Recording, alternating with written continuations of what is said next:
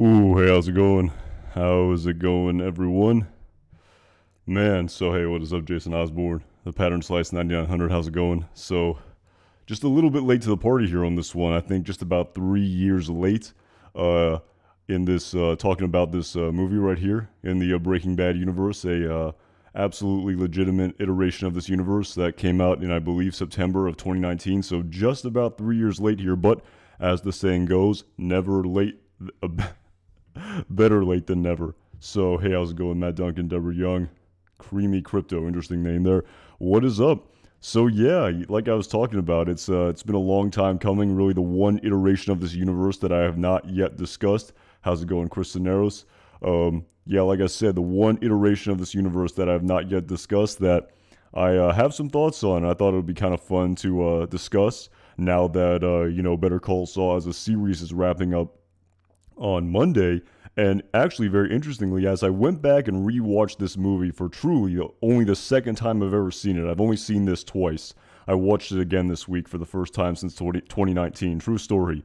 And it was pretty amazing as I went back and watched this. The parallels to the sort of running through the raindrops metaphor that Peter Gould used to describe Better Call Saul season 6 in these final few episodes.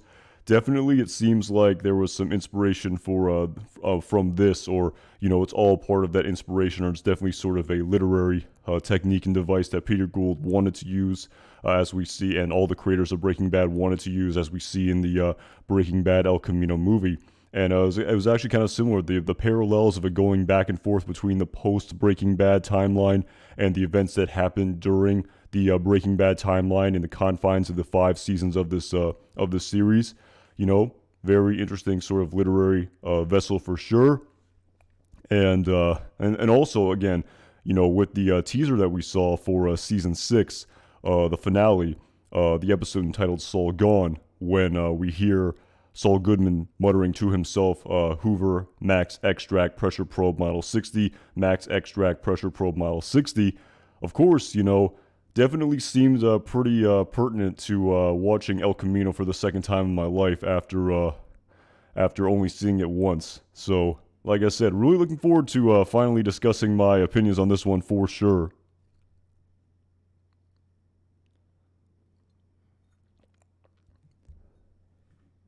Yeah, the Pattern Slice 9900, that was for season 5 of Better Call Saul. I don't know if he said anything about season 6, but we'll see. So, but anyway, yeah, so like I said, I'll kind of start to get into it here. But yeah, okay, so there's basically sort of two main things I want to try to accomplish here when I'm talking about this movie. First, I kind of want to, just discuss my opinion on the actual film itself, kind of go from beginning to end like I would any episode of Better Call Saul or Breaking Bad and kind of just discuss my opinions on it.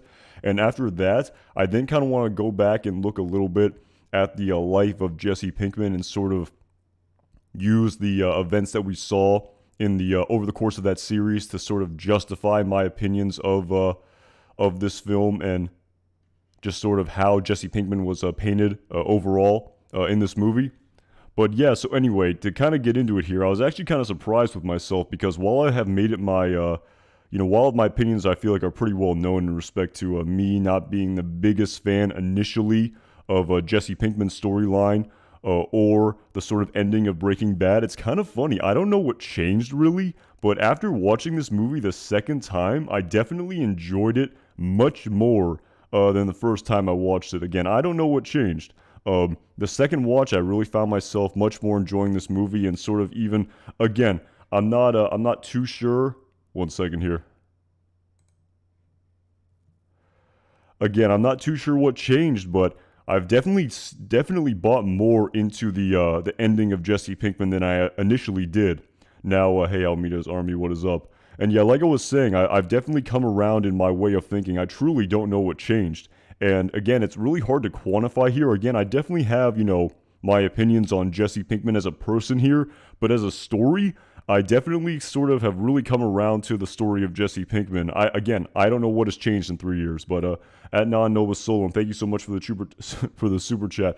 Anton, who am I going to give money to and then get yelled at by my wife once Better Call Saul is over and your live streams go away? Who? Tell me, LOL, cheers. That is funny, man. I really appreciate all the support you've given to this channel. I've definitely noticed that. Again, I really appreciate it. I'm, taken aback by the amount of support that this channel has gotten. And again, I don't know if I'm the best person to discuss your financial decisions with. I'm no expert in that capacity whatsoever. But yeah, that's pretty funny. Again, I can't tell you, man. I wish I had all the answers, but irrespective of that, I really appreciate the support at Non Nobis Solum. And like I said, I'm really looking forward to I'm looking forward to discussing this movie for sure. And wow, that is some commitment right there. If the your better half, as they say, is yelling at you over this, damn, I really appreciate that, man. That is some next level commitment right there. You're an absolute legend for that. So thank you so much at Non Nobis Solum. Really appreciate the support.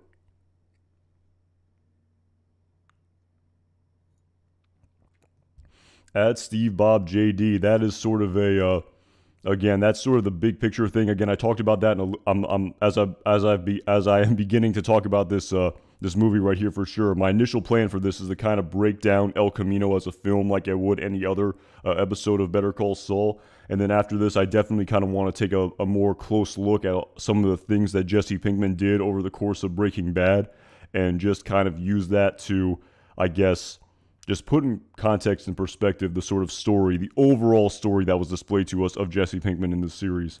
But yeah, anyway, kind of getting into it here, again, the very first scene that we see in this film, and yeah, it's kind of weird, this is a film unlike an episode of Better Call Saul or Breaking Bad that we're, much more used to seeing. But yeah, very first scene here, of course, a flashback to season 5 of Breaking Bad. Again, I wasn't exactly too sure exactly when this scene took place. It was either right around the events of Say My Name and Buyout, likely around the time of the episode entitled Buyout, where Jesse and Mike go to Declan to propose, giving them the 1,000 gallons of methylamine that they stole in exchange for, again, it's a sort of long, complicated plot, but after sort of finagling and forcing Walter White to give over his share as well, because as Declan says, he's not just buying the supply, he's also buying the demand, so he doesn't want Walter White as a competitor, so he's buying the entire methylamine, the 1,000 gallons for $15 million. And again, this definitely likely takes place right around the episode entitled Buyout. And again, without trying to I could get bogged down on every single little specific detail in the storyline of Breaking Bad and sort of every little note that's happening here. But again, in the grand context of this film right here, this scene here, of course, I guess displayed to us that when Jesse Pinkman said to Saul Goodman in the episode entitled, I believe, Confessions in respect to having any say in respect to where he goes, he says Alaska. And of course, Saul is very taken aback by that. I think he actually says Florida, right? He can hang out with like the Swedish bikini team or something to that effect, get tan.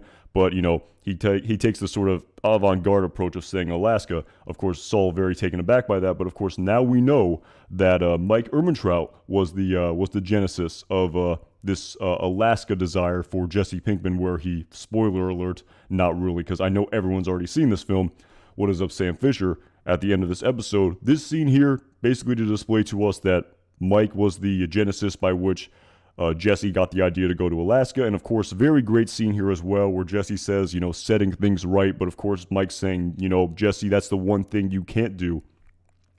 And what's so crazy about this is, of course, with the benefit of hindsight, just everything that has happened over the course of Better Call Saul and Breaking Bad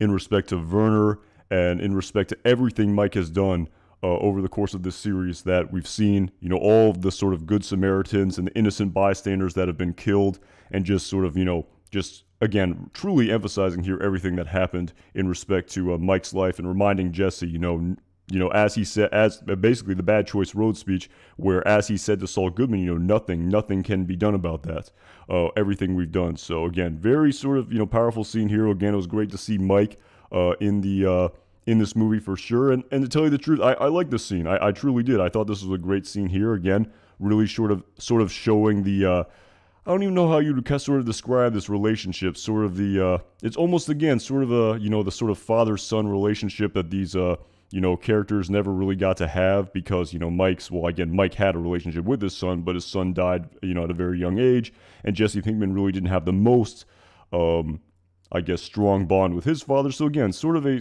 father-son, comradeship, if that is even a thing, if you will. So again, great scene here for sure. That's sort of, again, running through the raindrops here and sort of giving perspective and definitely foreshadowing what Jesse Pinkman's ultimate fate would be in this film. To tell you the truth, when I watched this back in 2019, there was sort of part of me that really wondered, is Jesse Pinkman going to meet his demise here? Is he going to meet his maker in this film? I didn't think it was likely going to happen, but I thought it was possible. But I really should have seen it coming here watching it the first time. We sort of see the setup scene here. Pretty damn clear that Jesse is going to get away in the end. So, like I said, really enjoyed the scene here for sure. And again, for anyone who's kind of tuning in a little bit late, my perspective of this film and the Jesse Pinkman storyline has definitely changed a lot in the last 3 years, surprisingly so. And when I was watching this movie for the second time, truly this week that I ever have, I was kind of taken aback by how much I enjoyed this film compared to how I wasn't the biggest fan initially back in 2019. So, of course, after this, we run between the raindrops here, and following us seeing this flashback to the Breaking Bad timeline, we then sort of, I guess, pick up with the El Camino timeline. And again, great scene here, Jesse fleeing the compound. Again, I don't want to get into every single little detail here. Great scene, a continuation of him screaming after he blows through the gates at the end of Felina in the El Camino. He sees the police officers. He's, running for his life here. And of course, whose house does he go to but none other than Badger and Skinny Pete. And again, another sort of great scene here if you're a fan of Breaking Bad. I mean, as I have seen it described to me, any more of a continuation of this universe where we get to see unbelievable characters like this is a good thing, in my opinion. And of course, just a great exemplification of the personalities of these characters that we saw displayed to us over the course of Breaking Bad. Yeah, at T, Jesse did have some great friends for sure. And again, not skipping ahead too far here, but again, it wasn't revealed to us in this film. And again, there was also that teaser that sort of came out prior to the release of this movie way back in 2019, where we see Skinny Pete getting interrogated by the DEA. And I do wonder, I mean, he did sort of take the bullet here, proverbially so, by aiding and abetting Jesse Pinkman. So you wonder if sort of Skinny Pete is charged here with something, aiding and abetting a wanted criminal or something to that effect. Again, I'm no legal expert. Someone who is more well versed in that can tell me. When again, I'm kind of jumping ahead of myself here in respect to what happens over the course of this intro scene here with these two characters. But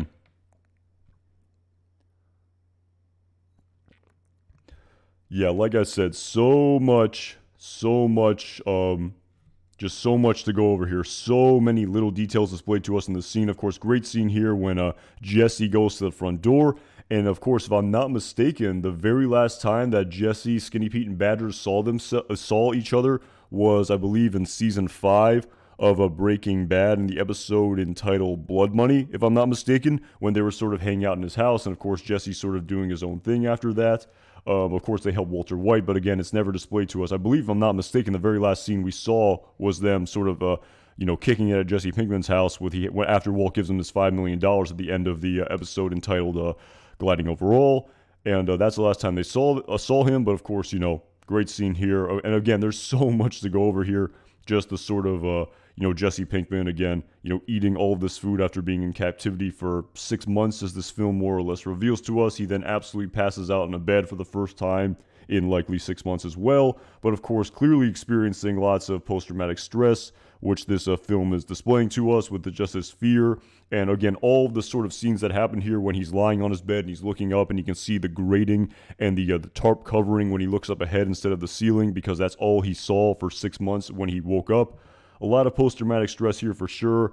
Even the scene of the shower here for Jesse Pinkman, again, more PTSD from, it's juxtaposed from when he was hosed down by Jack Welker and his men, when he was probably cleaned off very unceremoniously and violently so, when he was held as a, captive in their compound. Again, I don't want to get hung up too much here on the storyline back and forth, but yeah, great scene here that sort of sets up everything. We can see another callback to Joe from the junkyard. He was a key staple in the plot of Breaking Bad as well.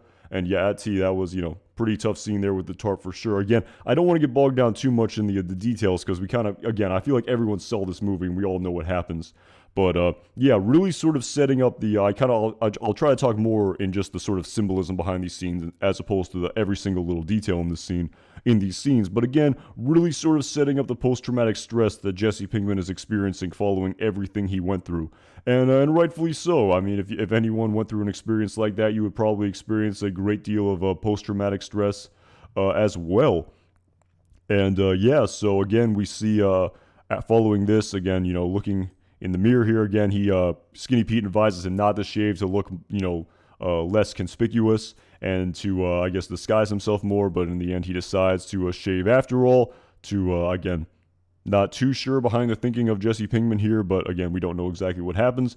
But of course, following this, Jesse then calls Joe at from the Joe's junkyard. Again, I believe the very last time we saw him, the plot of Breaking Bad, was season 5 in the episode entitled it was Live Free or Die, when they used his magnet from his wrecking yard to scrub the laptop in that scene. So that's the last time we saw his character, if I'm not mistaken. So kind of cool, just a sort of brief almost cameo appearance here where he's going to destroy the car for Jesse Pinkman, pro bono, no charge, just based on the history that they had.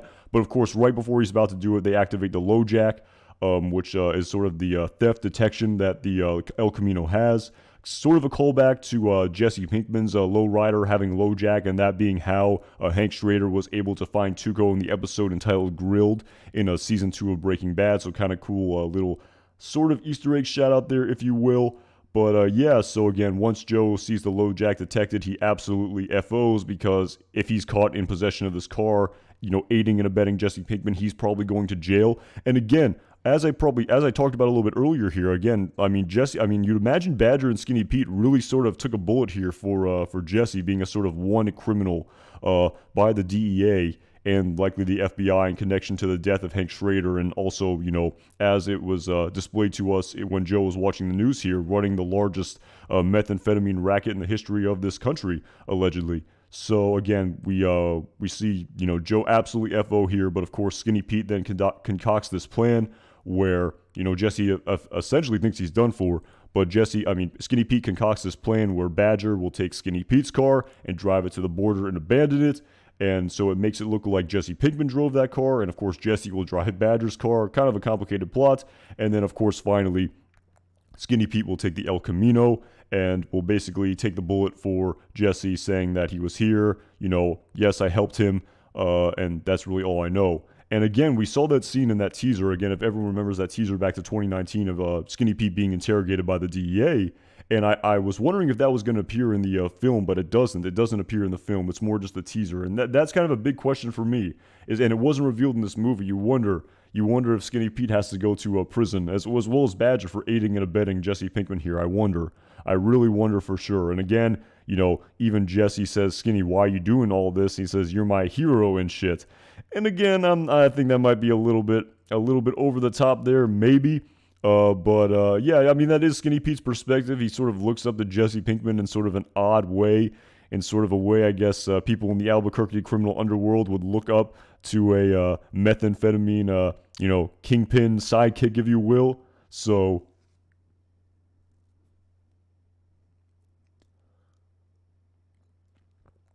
just kind of an interesting scene here for sure. Again, it's never revealed to us in this movie, but again, I wonder. I guess Skinny Pete went to jail for Jesse if they charged him somehow.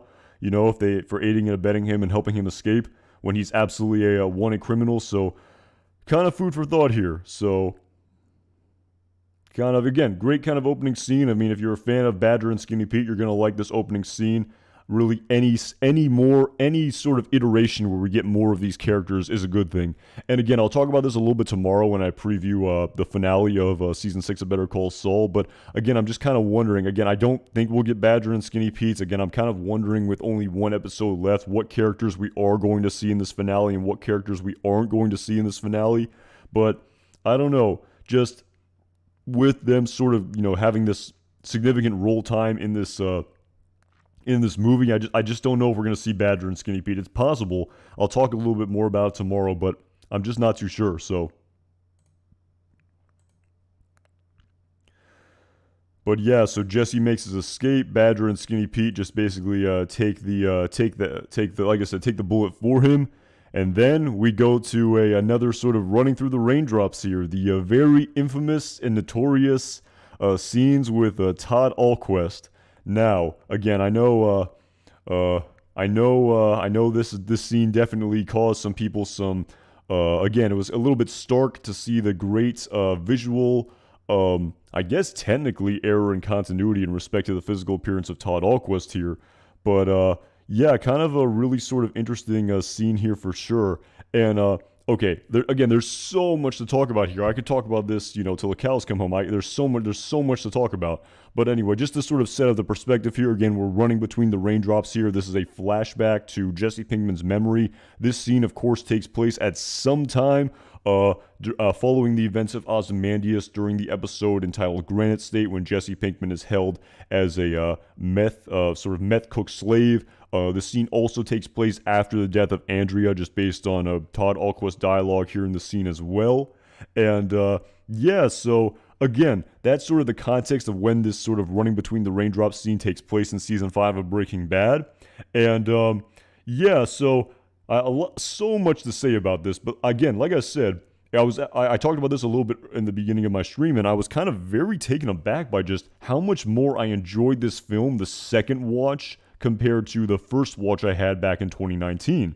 And I don't know really how to quantify it, but part of me wonders, and again, this is just speaking only for myself, I don't know how my brain works, but, just after seeing the recast of Jeff the cab driver with a completely different actor, with a completely different personality, I wonder if this really doesn't bother me as much, where yes, Todd is, looks much different compared to how he looked in, over the course of Breaking Bad. He probably put on 40, 50 pounds easily here during this film. Again, I believe the movie was filmed in secret over the course of 50 days, so the actor Jesse Plemons didn't have time to sort of crash course diet here and lose all of this weight. Yeah, the jokes are funny in the chat for sure. But yeah, irrespective, and again, I really wonder if sort of, I was sort of fighting the good fight here in respect to visual continuity and being a real stickler and a real sort of nitpicker of all of these little trivial differences in respect to the visual continuity over the course of these 3 iterations of this universe. And after the recast of Jeff, I just don't know if that sort of impacted this for me, but I definitely didn't enjoy. I wasn't as annoyed by this weight gain as I was back in 2019. Just kind of interesting sort of food for thought here. I don't even really know how to quantify it, but again, irrespective of the visual continuity that happens here in this over the course of this plot with Todd Alquist, I have to say that, speaking only for myself again, I mean, who else would I be speaking for? But I absolutely loved these scenes with Todd Alquist and Jesse. I just thought the way that the creators exemplified and magnified just the sociopathic personality of Todd Alquist just to the nth degree here over the course of these scenes, which is unbelievably well done. I feel like there's an entire sort of again, there's a spinoff, there's a Todd Alquist spinoff here in my opinion. Again, it will never happen, but I just thought these scenes were absolutely unbelievably done to exemplify Todd Alquist's personality. I mean, the way he sort of treats Jesse Pinkman as a pet here, licking his hands and sort of matting his hair down, saying he has to look good, and he'll make a point of taking better care of him in the future, almost treating Jesse like he's a pet, like how you would treat any pet. Again, just the sociopathic personality of Saul Goodman just magnified, and the way it was written into this movie was just unbelievable. I really enjoyed this. Yeah, Todd's dead, no spinoff. It would have to be a sort of, it would have to be a prequel, wouldn't it? At testing 1, 2, 3. But yeah, I just thought these scenes were absolutely unbelievable. We see the sort of setup here for Todd needing help for Jesse for something. Again, using the context of Uncle Jack and the crew going on vacation because he bought a new boat with that money that they got from Walter White. And yeah, just great scene here for sure. Again, like I talked about, just the magnification and the exemplification of the way that Todd acts with Jesse Pinkman, where this is the way he's sort of treating him as a pet. Just unbelievably well done. Just the setup here, I just absolutely loved it. And it was, again, this might have been my favorite part of the movie, the sort of the Todd and Jesse scenes that happen here. And of course, again, a lot of foreshadowing here where they go back to Todd's apartment and he puts the hood on his El Camino. Again, another great deal of irony here where this car is, in the end, is Todd's car, and it's the car that Jesse will end up, using to flee the compound at the end of Breaking Bad. Of course, setting up the backstory here. Again, a lot of running between the raindrops. And again, the premise here is this is definitely a memory that Jesse Pinkman is racking his brain for, following him leaving Skinny Pete's house in this film. And yeah, I mean, I have heard the theory, and again, like I said, after the recast of Jeff, I'm really not as much of a stickler for visual continuity, but I have heard the kind of interesting theory in respect to the sense this is Jesse's memory, and he sort of remembered, this is how he remembers Todd in his head, as opposed to how he actually looked, because this is sort of the memory of Todd Alquist that he has. Again, I'm not too sure about that, because the other memories of characters such as Neil that he sees later in this film when he's welding the I don't even know what you would call it, just welding the restraint which keeps him from fleeing the compound. The memory was kind of the same. I mean, he had a beard and long hair, so maybe that's sort of, again, we're really sort of getting into the weeds here in respect to how to sort of explain the visual continuity errors here. But again, I don't want to be too much of a stickler here for all of that. But the writing was just absolutely unbelievable. And again, a flashback, because we know Jesse fled Skinny Pete and Badger, Skinny Pete's house. And Badger's house. Again, I'm not too familiar. I'm not too sure exactly what whose exact house that is. I guess they sort of live together. But yeah, again, we see Jesse again. This is a prelude for him to go back into a Todd Alquist's apartment because, getting ahead of ourselves here, he knows he needs the money to go with Ed the Disappearer. That's clearly his plan the entire time. And then, of course, we see the another sort of running between the raindrops of flashback to this scene of Jesse finally going into Todd Alquist's apartment.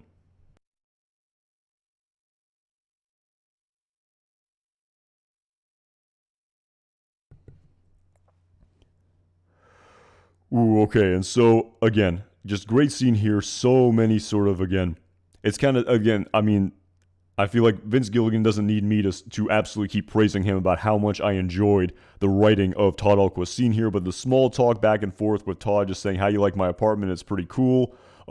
Just saying hello, making very small talk with Jesse about how he maybe wants to paint it a different color. And then, of course, Jesse then, of course, stumbles upon his cleaning lady, Sonia. Again, Todd just going about his daily life, despite the fact that he strangled his maid to death with his belt.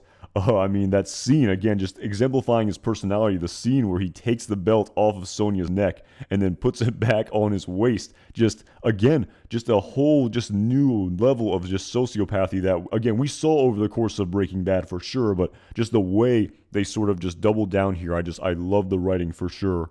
And of course, again, really sort of juxtaposes how, Todd is viewing this entire experience and how Jesse is, where Todd is just, going about it like he's having a day in the park, he doesn't really want to talk about it, just, kind of whistling while he works, making soup for Jesse right after he rolled up his cleaning lady in the carpet. Of course, Jesse wondering, what did she do to you? And of course, we learned that Todd had to kill her because she discovered the money that he hid in the encyclopedias. Just really juxtaposing how Jesse takes sort of all of the collateral damage here of everything, just that encompasses his life versus how Todd Alquist takes in this damage. Again, I could go on this forever and ever. Again, yeah, at the Silent Revolution, Todd ate a lot of, again, I think it was bean and bacon Campbell's soup. I think that's what they were eating. Again, there's so many little details here. I could talk about this forever. Just all of the little details that they put into this film were just unbelievable. And this was, without a doubt, my, favorite scene, the sort of Todd Alquist scenes in this film. And again, while this scene, again, kind of progressed the plot of the story forward, exemplified Todd Alquist's personality and juxtaposed it to that of Jesse Pinkman's, it, of course, also foreshadowed Todd Alquist hiding his money, where he says to Jesse that, he says to Jesse in respect to hiding his money that Uncle Jack always said to have, keep your money close, and he has this idea where he can engineer a hiding place for his money, but it will take some engineering. Of course, Jesse's sort of racking his brain for this memory. And again, the premise of the scene here is to display to us how Jesse knew to go back to Todd's apartment and look for the cash. So that's what he does. He goes here, he looks for the money. Again, he sees the neighbors across the street watching the television coverage of everything that's happening following the death of Walter White. And if I'm not mistaken, I kind of skipped over it a little bit earlier, but when Jesse's in the car in this scene here, he hears on the radio how Walter White died and how the unknown woman who he knows to be Lydia is expected to die. So again, a lot of just tying a bow on the sort of quasi open-ended aspects of the plot of Breaking Bad. And then, of course, Jesse then watches his parents on the news after seeing the neighbor across the hall from Todd watching it as well, saying, that Jesse should face what he did and turn himself in. Kind of akin to, Manuel Varga a little bit. Again, kind of foreshadows the scene of Jesse and his parents here that occurs later in this film. But yeah, as I've sort of talked about the first 40 minutes or so of this movie, like I talked about a little bit more at the beginning of my stream, I definitely like this film much more the second time compared to the first time I watched it back in 2019. And additionally, like I said, I want to kind of break down this movie a little bit, and then I kind of want to go back and sort of look at the actions of Jesse Pinkman from the plot of Breaking Bad. So again, following these sort of the running between the raindrops here, Jesse looking for the money but not being able to find it. We then see the Sonia's body being dropped from the balcony of Todd's apartment and put in the back of the El Camino. And then, of course, we see just this another unbelievable scene here. My goodness gracious, when he's singing Dr. Hook's what was the name of this song again? I kind of forget the name of this song. It was Sharing the Night Together, Sharing the Night, or something to that effect. But what a great scene here where Todd is just, having a great time. He's just having a nice, a great day, enjoying life, singing this song, driving down the country road with the meth cook slave and the dead body in the back of his car. Oh my goodness, what a scene here. Again, I always just love the way they sort of wrote the sociopathic personality, psychopathic, again, I'm no psychologist, so don't quote me on any of this character, Todd Alquist. But my goodness, this scene here was just unbelievable. Just wow, the writing here. I thought that this might have been my favorite scene in the entire film at David E. Yeah, Sharing the Night Together by, I believe, Dr. Hook. But unbelievable. At Steve Bob JD, Todd is singing like I do on paycheck days. That is funny, man. Yeah, just great scene here. Again, I don't think Vince Gilligan needs me to sing his praises. I think he knows what a great scene he wrote here. But yeah, just unbelievable scene. Taco truck engineer. Again, I'm no psychologist. Psychopathic, sociopathic. I don't technically know the actual definitions of those words from like a medical point of view, so I'm in no position to diagnose anyone for damn sure. But just unbelievable scene here. Unbelievable. And if I'm not mistaken, I think the honking gesture that he made, I think that was unscripted. If I'm not mistaken, if I'm not 100% mistaken, someone can quote me on that. The sort of honking gesture that he makes when the truck drives by. But just what a scene here. At T, getting ahead of ourselves here. But yeah, that's a scene I definitely want to talk about for sure a little bit. But we flash forward to, again, how Todd said, I want to bury her somewhere nice. She deserves it. She was a very nice lady. She was as honest as the day was long. Again, I could go on and on and on about how much I like this writing, but yeah, great scene here. Of course, Jesse's the one who has to bury the body. They do so, doing a great job here. Another just unbelievable scene here where, again, I really did like this movie a lot better back in when I watched it this week compared to 2019. But yeah, great scene here where Todd says to Jesse, "Do you want to say a few words?" And Jesse just looks at him and says, "No. This is ridiculous. This is insanity." I mean, he doesn't say that, but just the look on his face of this is just unbelievable, just insane, just almost like debauchery. What are we doing here right now? You killed your cleaning lady and had me, bury her for you. And now I'm going to go back to the compound and be a meth cook slave for essentially until I'm dead. or at least that's what Jesse believes at this time, because I guess he doesn't know that he's going to be saved in the episode entitled Felina. At Sam Fisher, I will get to that for sure in respect to my overall opinions of the film. But yeah, at David D, it's definitely something I was going to talk about here for sure. When you say I don't understand why Jesse didn't kill Todd when he had the chance. So great scene here where Todd says the sort of words here about Sonia the cleaning lady, just absolutely hilarious. Just what he says here to eulogize her essentially. And of course he's about to have a smoke, but he says he's all out, and he tells Jesse to go get a pack out of the glove compartment. But of course when Jesse goes into the glove compartment, he sees this gun here. And again, the question that I know I've seen a lot of people discuss after this movie came out, and again, there's really no real answer. Again, we don't know what was going on in Jesse Pinkman's head at the time. It wasn't outwardly revealed to us why he didn't kill Todd here. And yeah, there's just a lot of theories, and I sort of racked my brain about this a little bit. And again, my just opinion of it is that, again, a part of this scenario is that Jesse knows that if he kills Todd here and makes his escape, and Todd doesn't come back, and of course Jack Welker and the crew will eventually come back, that he believes Brock is going to die as a consequence of this. Exactly, yeah, at the pattern slice. Why are people not understanding if Jesse killed Todd and not the Jack Welker would have killed Brock? Absolutely. Again, I think that's the simplest explanation at the pattern slice 9900. I think that is what, I think that's the most simple explanation. I'm seeing people, talking about Stockholm Syndrome. I don't think it was Stockholm Syndrome. I think he genuinely did want to kill him. But again, Jesse has no preparations here. I mean, what is he going to do? I mean, he could have sort of made his escape, I suppose. But yeah, I think it was mostly just being fearful for Brock. I think that's the sort of, as the Pattern Slice 9900 alluded to, I think that's the most simple explanation for why he did not pull the trigger. I've also thought about the fact that he didn't have proper preparations, but at the same time, he probably would have went to Badger and Skinny Pete's house all the same, and he could have made his escape the same way. I mean, he knew where Todd's money was as well. Well, sort of. I mean, he knew it was in the encyclopedias. He could have gotten that. He could have gotten that money, but yeah, again, I don't know about Stockholm Syndrome. I think it was mostly just Brock. Again, you're definitely entitled to your own opinion in respect to why Jesse Pinkman didn't pull the trigger here. Great scene here where he's just absolutely just breaking down in tears, and, Todd saying, "I'll take that, Jesse." And of course, eventually he hands the gun over. And again, another unbelievable piece of dialogue here where he said, I was going to pick us up a couple of pies when we get back, 6-pack of beer, you've earned it. What kind of pizza do you like? Again, my goodness, that... And I almost think that became a meme, didn't it, when Jesse Pinkman says pepperoni here in the scene. Just, again, you laugh here, but again, it's just such a dark, just unbelievably depressing scene here. But it just, the way the comedy is just interjected in this scene when Jesse Pinkman says pepperoni, when he's breaking down, it's so, the amalgam of emotions that you feel when you're watching the scene is just unreal. Just the humor, the dark nature of it, the sort of hanging on, the sort of just the edge of your seat sort of anticipation of what's going to happen here. But yeah, just unbelievable scene for sure. At Richie MC, if you're talking about pineapple and pineapple pizza, I mean, I'll eat pineapple pizza, that's for sure.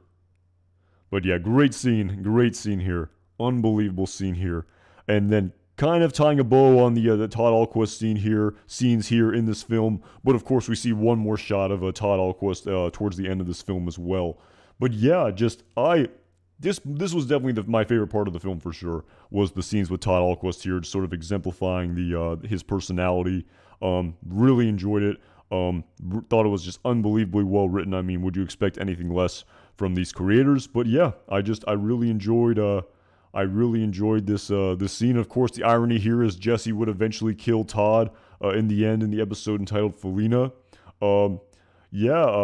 Again, at La Pacia Convoy. I'm sorry if I mispronounced that. Yeah, definitely planning on talking a little bit about the finale of season 3 of Better Call Saul in the episode entitled Full Measures when he kills Gale. That's definitely a big part of this storyline. That Full Measure, it is Full Measure. I always get it confused. But yeah, that's definitely a big part of the sort of backstory of Jesse Pinkman that I want to discuss for sure. At Almeida's Army, I'm not so sure about that. I don't think so. I don't think he would even risk that. That's quite. I truly think it was just serendipitous, where I don't know. Maybe Todd was letting his guard down here, And that's an interesting theory for sure in respect to allowing him to mess with his mind. I'm not too sure. Again, I guess it's possible because he knew that he really cared for Brock, and maybe Jesse was smart enough to know that if he killed Todd, like, again, but Todd's kind of playing a game of Russian roulette with his life here, where yes, if Jesse kills him, Brock's going to die, but also Todd's going to die here. So again, I don't know too much about that. I think it was maybe a little bit more just serendipitous and just happenstance here. But again, Jesse couldn't pull the trigger, likely because of Brock. I'm pretty sure that was the sort of simplest explanation and why he did not do this. But yeah, great scene here again. We saw again. I think I sort of again there was the great montage scene of Jesse looking for the money. I may have I'm not sure if I already skipped over it but yeah, great scene of him here looking for the money. That overhead shot. This was such a great shot here again. Really great, really cool shot to see here. The scene of Jesse just absolutely scouring the apartment, racking his brain for what Todd said to him in respect to engineering the greatest hiding place for the money.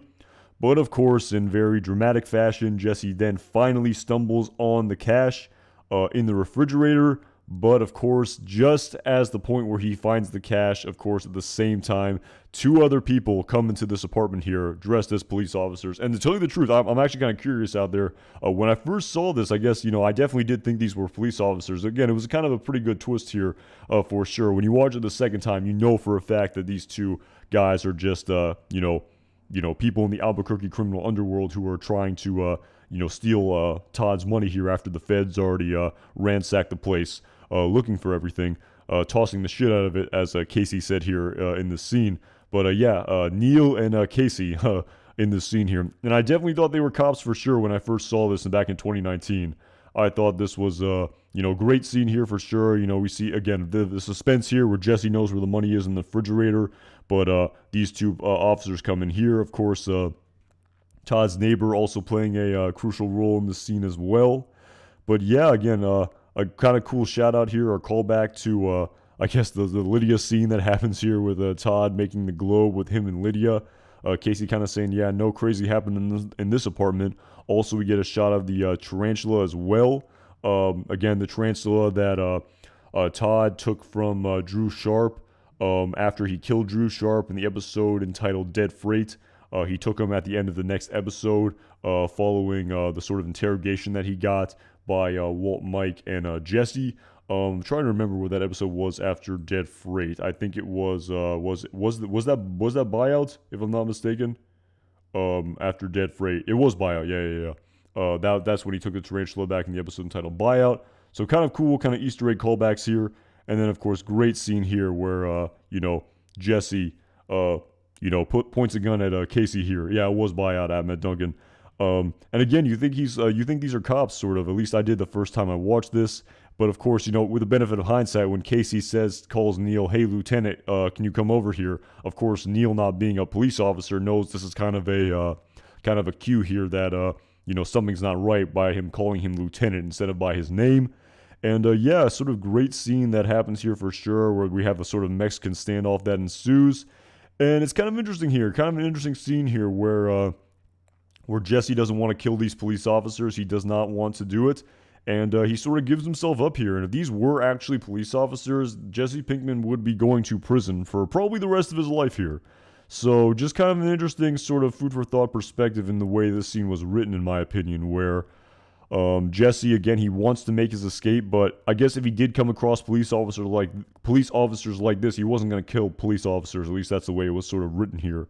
And he was, again, they sort of say there's 6-8 cops downstairs, and how you can't, if you kill us, the cavalry's coming, basically. But of course, when Jesse Pinkman finally gives himself up, again, the way they sort of juxtapose that scene of him giving the gun back to Todd Alquist as well, kind of, making him remember that during this scene.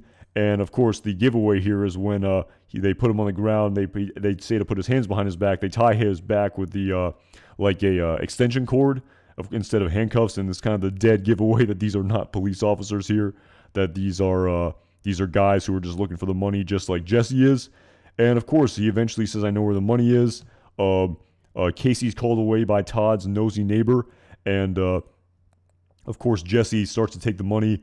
And Neil doesn't understand how he's doing this and says, you should leave right now or I'm going to kill you. But of course, Jesse's saying if you pull that trigger, the gun's so loud that you're going to have to kill that nosy neighbor and every other witness, and you're not going to get, any money at all. So, we're splitting it 50-50. And again, it ends up being a three-way split here. But of course, definitely foreshadowing where the story of Jesse Pinkman goes after he finally finds Ed to disappear.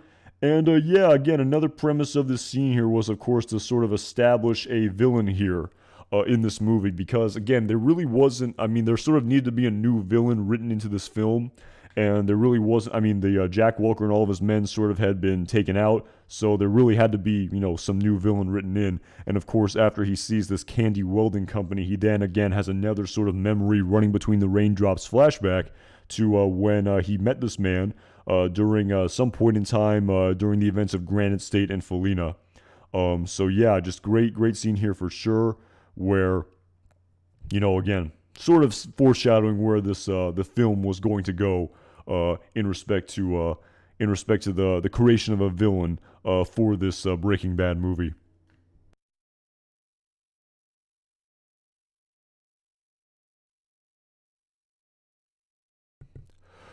Ooh, and of course, following Jesse, getting the money here, he then finally tracks down Ed the Disappearer at a Best Quality Vacuum.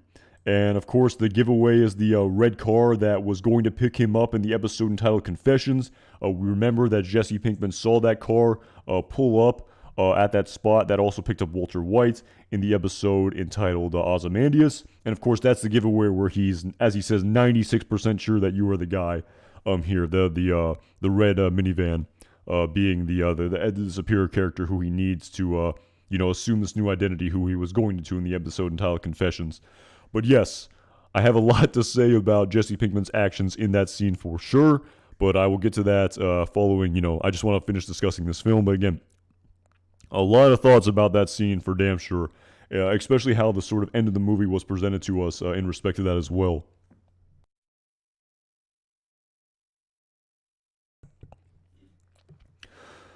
Alright, so yeah, again, great scene here with Ed the Disappearer. Again, the actor Robert Forster, again, has passed away and will not be able to, portray his character, seemingly, in the finale of Season 6 of Better Call Saul, despite the teaser that we've all seen.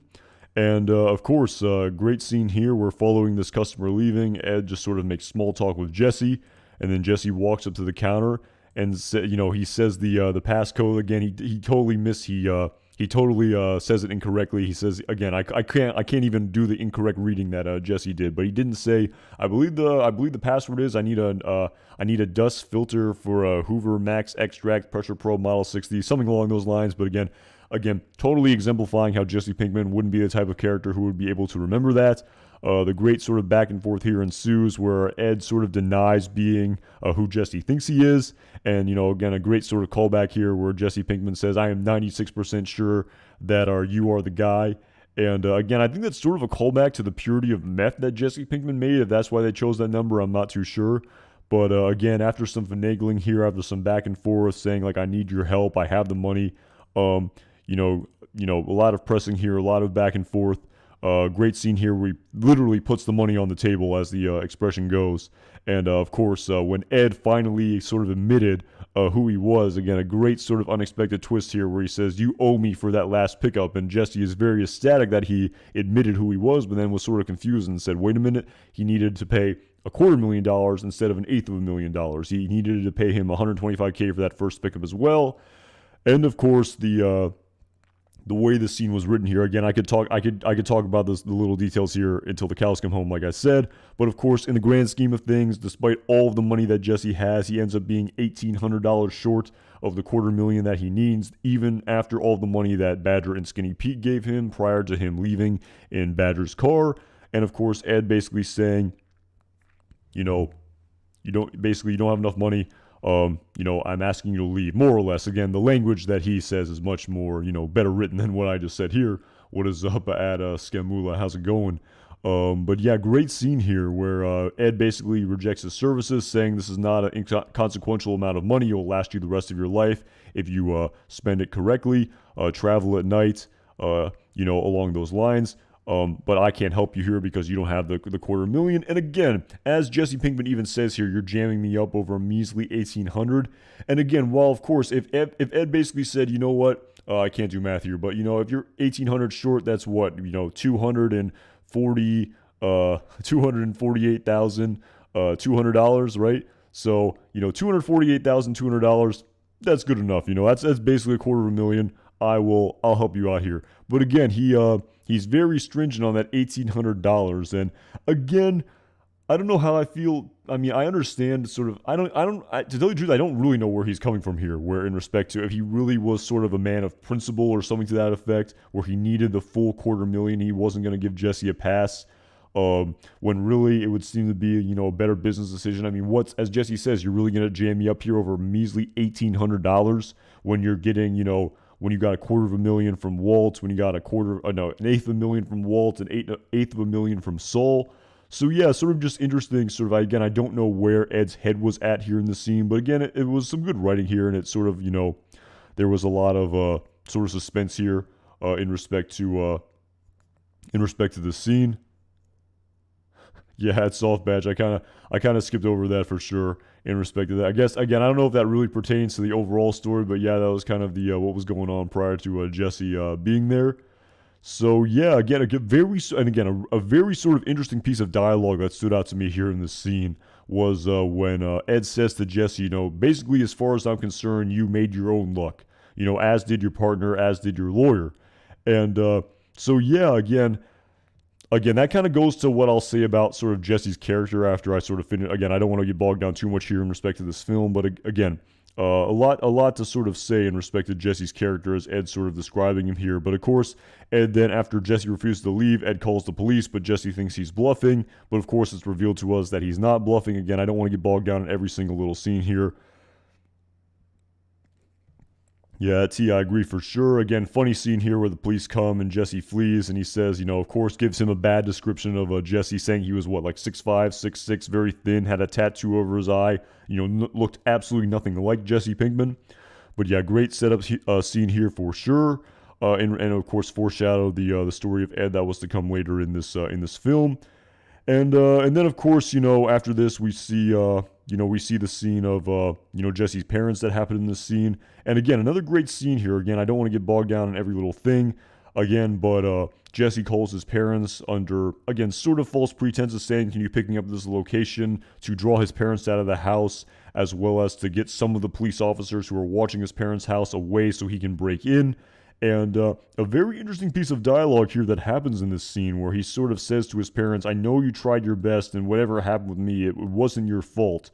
And yeah, again, that's another sort of thing I kind of wanted to, look at in respect to sort of Jesse Pinkman's backstory and sort of whether or not, again, we all have our shit that we have to deal with in life. And, I feel like a lot of people had even more humble, tough beginnings than Jesse Pinkman had when he was growing up in the, middle class, maybe upper middle class. I mean, I don't know his parents', exact situation of Albuquerque, New Mexico, but, he had the brother as well, Jake Pinkman, who, was much more, traditionally successful, wasn't a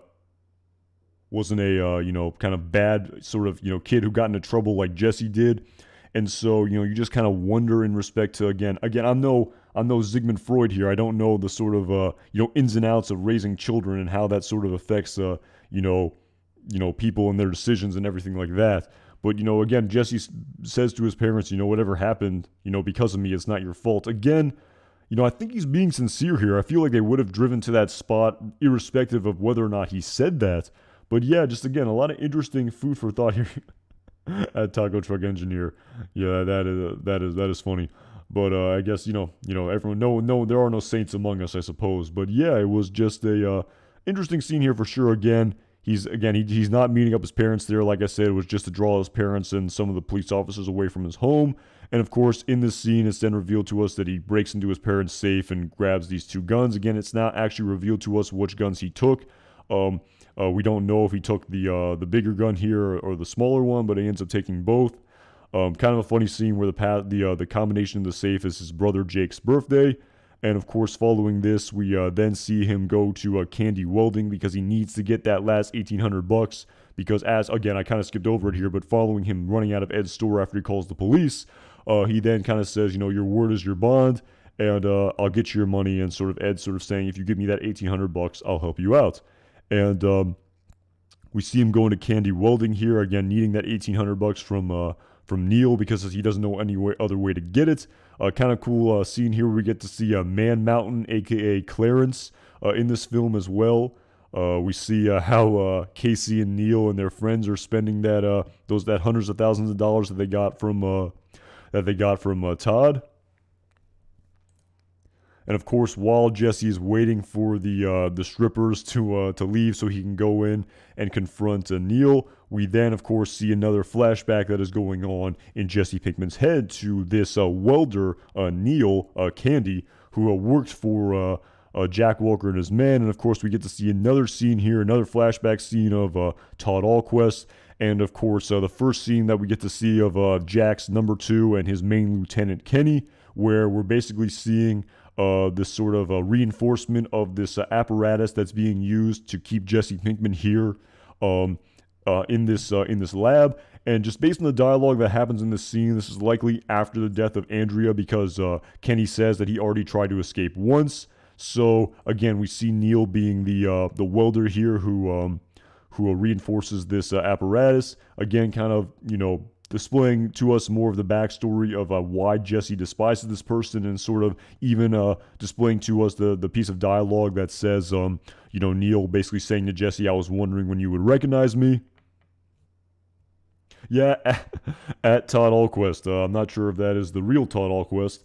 Wink, wink. But yeah, I did also wonder that why they didn't have the Uncle Jack character come back in this film. Again, that's a good question for sure. You feel like he could have.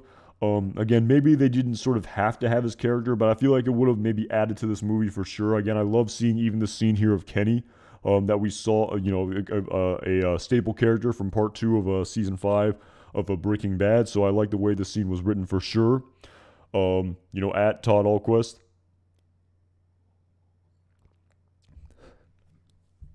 At T, yes, more of a thick Todd, if you will. So yeah, again, this scene here, again, displaying to us the backstory of the villain that they are creating for this movie. And again, just sort of re-emphasizing just the absolute torture that Jesse Pinkman had to go through in this film, where, Neil is basically saying, there's no way you're going to break this. I totally reinforced it. You can hang a Ford F-150, I think is what he said, if I'm not mistaken, from this. And, just there's no way this little guy is going to escape. And of course, they bet money that Jesse can break it. And of course, Jesse has to run back and forth and just, completely, put himself in pain for this. And of course, in very Todd Alquist scene, all Todd is, saying to Kenny is that, if he breaks his leg, he's not going to be able to cook. Of course, that's all he's thinking about here is just Jesse cooking meth to, please Lydia, if you will. But yeah, just great scene here, sort of displaying to us the backstory of the villain that is created for this movie. And of course, we see more of Jesse here, just waiting. Again, we see him playing with the bug. Again, really sort of trying to, paint Jesse Pinkman's character in a certain way, if you will. And of course, Jesse just biding his time, waiting for the strippers to leave. They, of course, then do leave. We then see them leave with Clarence here. And of course, following this, we then see the big reveal here of Jesse Pinkman being confronting Neil and his friends here in the scene. Of course, just for context here of what happens here, again, prior to them, Jesse showing up, they had been drinking a lot, they had been using drugs, so they were definitely in sort of an altered state here for sure. So I definitely think that sort of impacts the questions of maybe Neil's decision making here, that I've heard people sort of speculate on in respect to this scene here. But of course, Jesse comes here, talks to Neil saying, I just need 1,800 more and then I'm out of your life forever. But of course, Neil basically not giving him anything. His partner Casey being taken aback by the 1/3 split that he gave Jesse, that he didn't tell his partner Casey about. And again,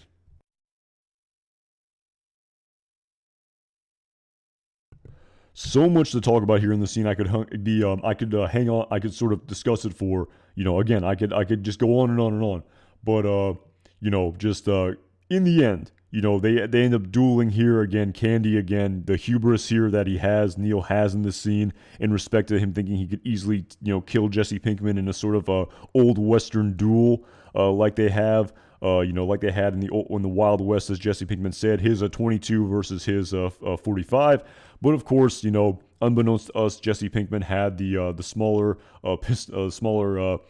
gun pistol in his pocket and used that to sort of kill Neil. Then, of course, Casey takes the gun that's in the holder on the coat rack and enters a shootout with Jesse. And, of course, Jesse ends up killing Casey as well. Of course, he ends up sparing these other three guys, asking for their IDs, basically saying, I know who you are, I know where you live. If you ever, tell the police about me or try to contact me, I'm going to kill you. And Jesse ends up getting his, $1,800 here. And so, yeah, I mean, this sort of shootout scene here again, I thought the movie was very well done, but I don't know. This scene here definitely sort of seems more akin to sort of your more standard pat, sort of, if that's a word, standard, sort of, that's a term. It seems kind of more akin to the sort of standard sort of action movie, if you will, good versus evil, the good guy sort of outwitting the bad guy here. I enjoyed the scene for sure, but yeah, just sort of an interesting scene here for sure in respect to sort of, tying a bow on this film and sort of, again, this was sort of the main premise and story arc of this movie for sure.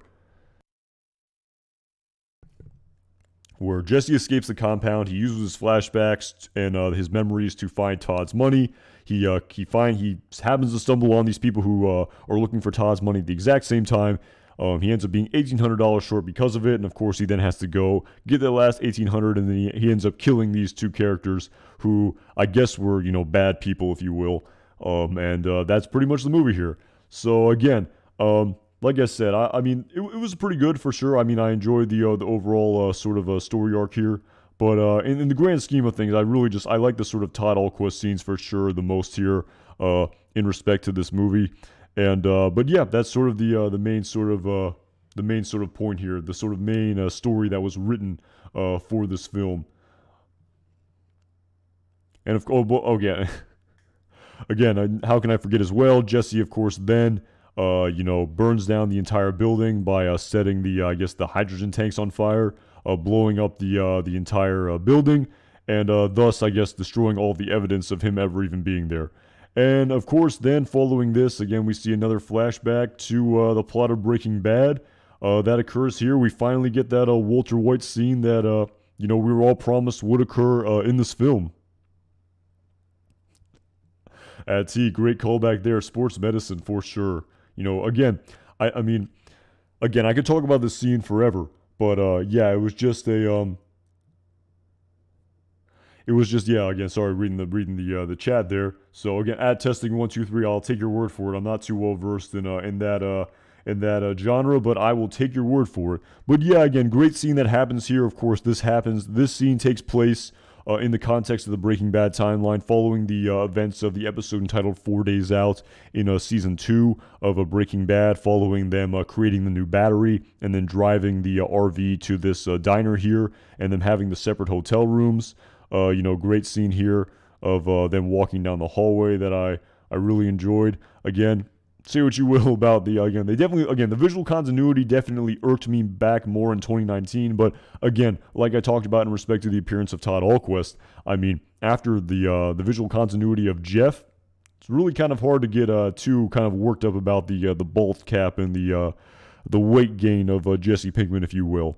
But yeah, again, without getting bogged down too much in the every little detail of the scene, they talk a little bit about the plot that's going on in that episode in respect to selling that around 40 pounds of methamphetamine, saying how long will it take you to sell it, but because of course, right following this scene that happened in the episode entitled 4 Days Out, Walt then gets the results of his cancer screening, and he thinks he's gonna be told he only has a few weeks or months to live. And of course, that's the sort of dialogue that's happening here in the scene where Jesse promises that Walt's family will get everything that's coming to them. And, again, the kind of an interesting piece of small talk that happens here in this scene as well, in respect to Walt saying, what about you? Kind of saying like, hey, did you ever think about going to college? Small talk like that, basically. And, again, as Walt was even saying, there's really no premise here. Like there's really even no like grand overarching point of the sort of small talk he was making about Jesse going to college and saying he could study business even though Jesse said he wanted to study sports medicine, and Walt forgetting that Jesse Pinkman even got his degree, thinking that he was need his GED. And of course, the sort of, again, without having to get bogged down into every single little piece of dialogue that happens in the scene, again, the sort of money shot sort of piece of dialogue that happens here in the scene is Walt saying, you're really lucky you didn't have to wait your entire life to do something great. And again, that's kind of where, that's a great sort of segue into what I'll eventually talk about in respect to like Jesse and Walt. But again, there's no right answer to any of this. I'm not a philosopher, but yeah, it's kind of like, it's I don't even know how you put this. I mean, we even go back to season 5 of Breaking Bad in the episode entitled Buyout, when Jesse's trying to convince Walt to take the buyout of the $5 million that Mike wants to set up with Declan. Jesse even saying to him, is a meth empire really something to be proud of? And Walt sort of saying, you didn't have to wait your entire life to do something great. And again, it's like at the end of the day, I mean, just you have to remember, I mean, I'm really kind of trudging into a minefield here, but I mean, their product really affected a lot of people's lives very negatively. And again, I know there's no answer to any of this. If there was a way to solve the sort of drug epidemic in America, there's a Nobel Prize with your name on it waiting for you if you could solve this extremely complex problem. But again, I know the sort of status quo isn't working by a damn stretch in respect to the war on drugs and all of that, but at the same time, I mean, like it's sort of weird. I mean, you sort of root for these characters. I mean, I definitely did back when the scene was happening in season 2 of Breaking Bad, but at the same time, I mean, just what they're doing and the sort of the way their product impacts families and even impacts children, if you will. And again, like I said, there's no right answer to any of this. I'm just sort of, I'm spitballing here. I mean, there's no right answer to any of this. If someone had the answer to this, like I said, you would win a Nobel Prize. But I'm going to talk about that a little bit following me sort of finishing up this movie here for sure. But again, we get the Walt and Jesse scene, and then finally following this, we then see Jesse being smuggled to Alaska. Ed's going over all the information in respect to his social security, his new social security number, his mother's maiden name, his all of the sort of background information in respect to his new identity here in this scene. And so again, we see the sort of the ceremonious handing off of Jesse Pinkman to his new life in Alaska, and at the same time here. We see, again, a very interesting scene here for sure when he gives this letter to Brock. Well, he says, is there anyone you want to say goodbye to? Of course, he doesn't want to say goodbye to anyone else except, mail this one letter. And of course, Ed, reads over it because he wants to make sure he's not, sending any incriminating information or anything to that effect, and says when he goes down to Mexico City, he will mail this letter. And of course, it's then revealed to us, again, even before I get to, I don't know if that scene is actually before or after that. It might have been right before, actually. I'll have to try to find the scene here. But again, we see the shot is he sent the letter to Brock. Again, we see a close-up shot of Brock's name and his address on this letter. And again, following me, I have a lot to say in respect to the sort of Jesse sending this letter to Brock. I really feel there's a ton of sort of nuance there in respect to Jesse Pinkman sort of sending this letter to Brock. Again, we have no idea what he wrote. He said something to him. But I definitely have a lot to say in respect to sort of his decision-making and the way it sort of impacted Brock, over the course of Breaking Bad. And actually, very interesting, again, we see there's a close-up shot here of the letter here that focuses. I can't play it, but, and then actually, yeah, let me, 1 second here. Let me try to find the, I want to try to find the exact sort of shots here. So yeah, we get a shot here of the letter. He mails this letter to Brock. Again, I don't know what he said here for sure, but like I said, I'm gonna go back to the story of Breaking Bad, and I have some things to say about that. This letter that he wrote for Brock. That's for damn sure. And actually, yeah, there's actually one more sort of shot I want to get before we get the final scene of Jane in this episode as well. And then if I can just find the shot here in respect to everything. So again, wait a minute. I think that might have been actually afterwards. It might have been before. One second, just trying to find the close-up shot of the license plate. That is what I'm going for here. The Alaska license plate. We get a very close-up shot here in respect to the date. All right, here we go. And so, yeah, kind of an interesting shot here as well, and something I actually had not even considered until this actually really ties into the story of Season 6 of Better Call Saul, that's for sure. And it's actually kind of interesting, so... Really, at Almeida's army, I did not know that. Is there a copy of what that letter says out there? Is there sort of a copy, like, is there a version of that that exists out there in respect to what Jesse Pinkman said with the letter?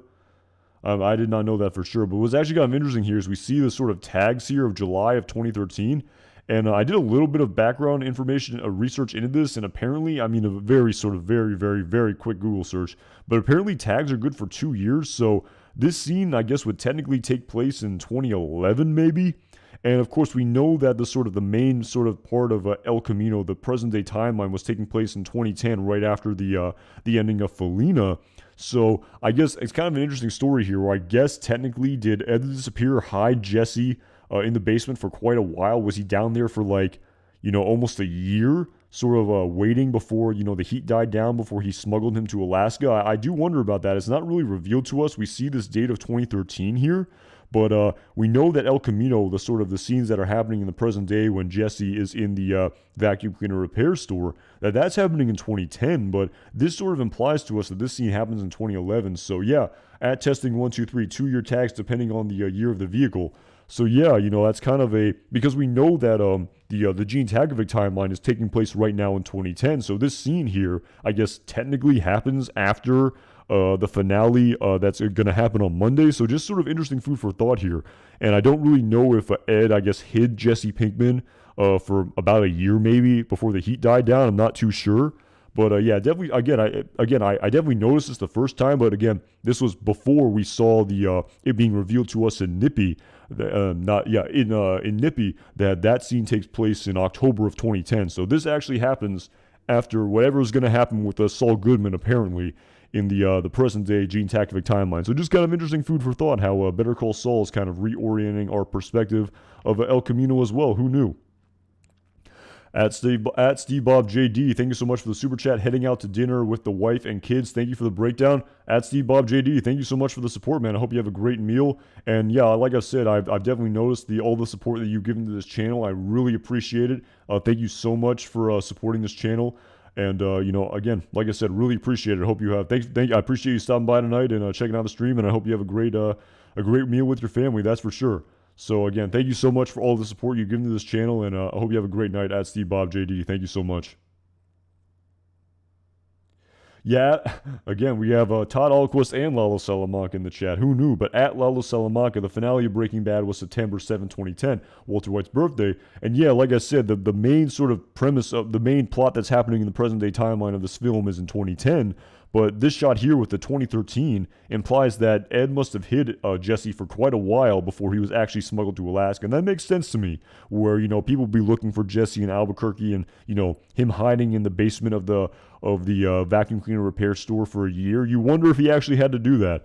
Again, it's not outwardly revealed to us in respect to what happened in this film. But yeah, just sort of an interesting, again, really interesting how the Season 6 of Better Call Saul in 2022 sort of changes our perspective of El Camino. So, yeah, at vote ZDLR, that's what I discussed. So this scene apparently takes place in 2011, which is basically, again, the premise of the scene is that, Jesse had been hidden it took almost a year because it expires in July of 2013. So Jesse was being hid for about almost a year, just a little bit under a year, maybe 9 months, if my math serves me correctly, prior to him going to Alaska at vote ZDLR.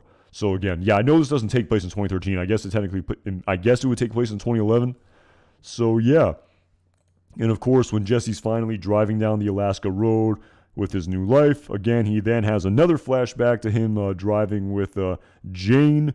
Again, a lot to say about this story as well in respect to what Jesse did in the plot of Breaking Bad. And really, I guess it's sort of just, it kind of, again, there's no right answers to any of this, but it's just sort of the question of, who bears sort of, the responsibility of, people's actions over the course of Breaking Bad. And how, just a lot of food for thought here, even in respect to sort of how Jane's relationship with Jesse ended, and what Jesse even did to Jane over the course of season 2 of Breaking Bad, which I will discuss.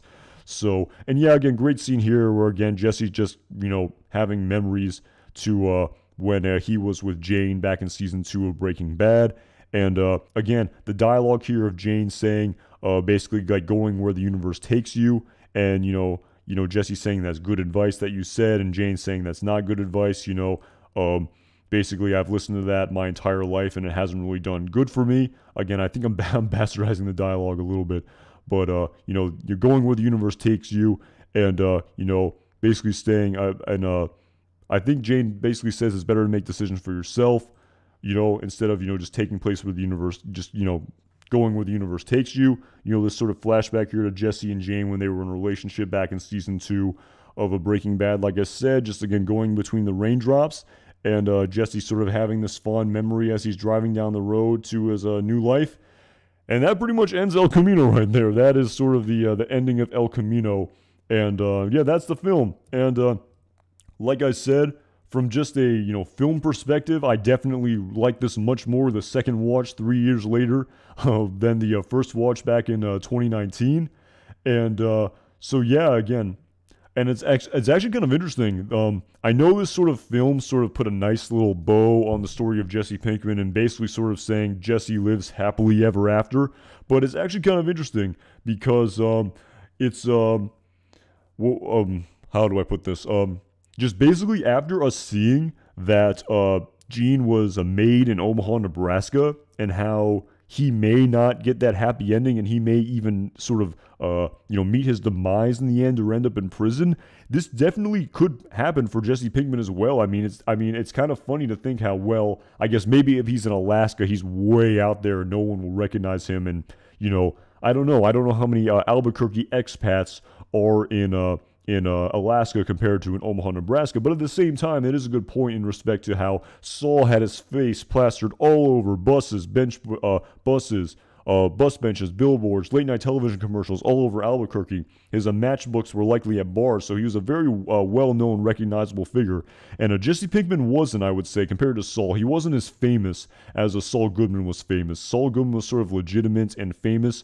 He had a sort of legitimate and an illegal side. Jesse Pinkman really wasn't famous. He just was sort of meth cook aficionado.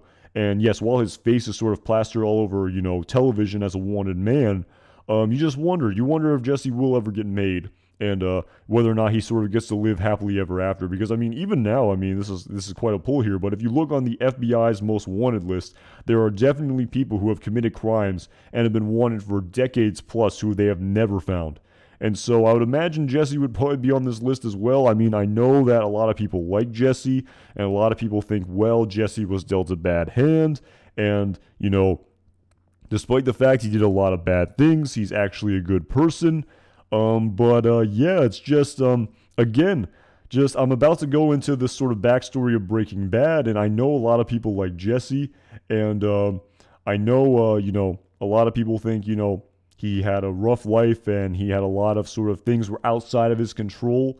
But again, I'm going to kind of go and break down the backstory of a Breaking Bad here of a Jesse Pinkman, and kind of just sort of put it in perspective to this happy ending that he basically got in the movie El Camino. And like I said, it's kind of interesting. Again, I guess I'll save my final thoughts for whether or not I think Jesse's going to live the rest of his life in Alaska happily ever after, whether or not I think he's going to get caught. Again, I feel like that's a whole nother discussion that I could go on about after Gene sort of got made in Omaha. But who knows? Where he is pretty remote, I would imagine. He wasn't famous like Saul Goodman. Maybe he did get to live happily ever after here. Who knows? And again, like I said, it's kind of interesting. When this is happening in 2011, allegedly based on that license plate that we saw of Alaska, everything that happened to Gene Takovic, Jesse knows about. Apparently, if this happens in 2011 and the sort of Saul Gone finale of season 6 of Better Call Saul takes place in 2010. So just some interesting food for thought here for sure in respect to this story. And again, it's kind of funny. I mean, I don't know how I would rank all of this, but I mean, I was going to talk about this a little bit more in the days to come. But I know Vince Gilligan talked about how he's in no rush to do another iteration of this universe, and how he doesn't. It's kind of hard to catch lightning in a bottle multiple times, and he doesn't want to be a one-trick pony. I'm a little bit paraphrasing what he said here, and it's kind of funny. Even he said how he loved what he did on Breaking Bad. He loved what he did on Better Call Saul. He thought they were both amazing. But again, just my reading of that interview, he kind of put El Camino at the bottom of that list. Again, I'm sort of reading into it again. Like I said, Better Call Saul and Breaking Bad, the creators, they do whatever they've made in this universe, the actual quality of it on screen has just been unbelievable. I mean, the budget for this movie was like $6 million, if not more, if I'm not mistaken. So again, the actual film itself was very, very well done. But like I said, definitely planning on sort of dissecting the backstory of Jesse Pinkman now, following me sort of displaying to us this happy ending that he was given in the movie El Camino. So yeah, gotta pull up the Breaking Bad archives here. So 1 second.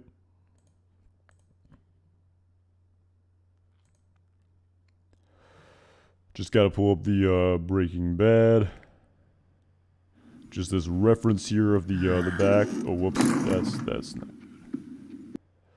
the backstory of the Jesse Pinkman.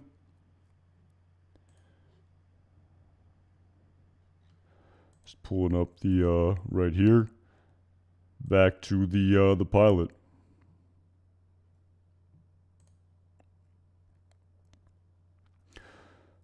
So yeah, just trying to find it here, but so yeah, this is basically where you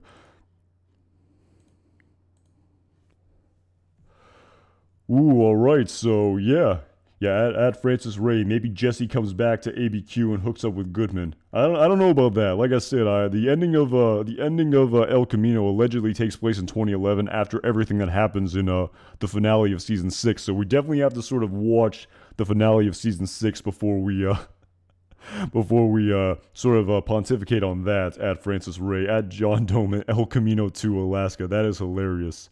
That is hilarious. At Smokeless Choice, did El Camino get any Emmy nominations? Again, I'm not really too well versed in that world. I don't pay too much attention to that. I don't know. Maybe they did. I want to say they got nominated for an Emmy. I'm not too sure. But, oh yeah, at Francis Ray, that's actually quite the reminder there in respect to the rules of YouTube. I don't know if I can show that scene. So thank you for actually reminding me of that. But actually, very quickly, I will right now. I just discussed El Camino, but I have to step away for just a quick minute. But when I come back, I will be discussing my opinions on sort of my perspective of Jesse Pinkman, based on the sort of happy ending he was given. So I will be back in 1 second. Excuse me.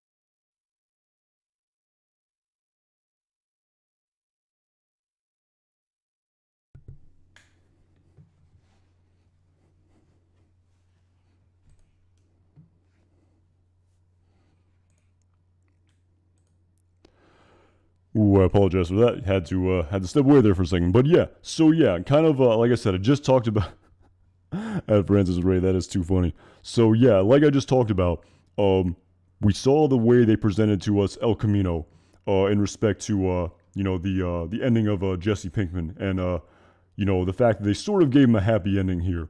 But yeah, like I said, I'm now going to sort of go back, and again, I've thought about this a lot in respect to the sort of the story of Jesse Pinkman here. But again, I'm going to definitely, not going to really, there's too much to go over here, but again, I can't get bogged down in every little specific detail here. But again, of course, when we first see Jesse Pinkman introduced in the storyline, we of course see, again, thank you at Francis Ray for reminding me of the scene I have to sort of skip over here. But yeah, so again, when Walt is on that ride-along, he very coincidentally runs into Jesse Pinkman, the true Captain Cook who Hank Schrader was looking for, the meth cook partner of Emilio. And of course, Walt being, having this terminal cancer diagnosis, confronts his old student and basically, again, I have to sort of do broad brush strokes here because I would just be, I would be discussing the plot for forever here.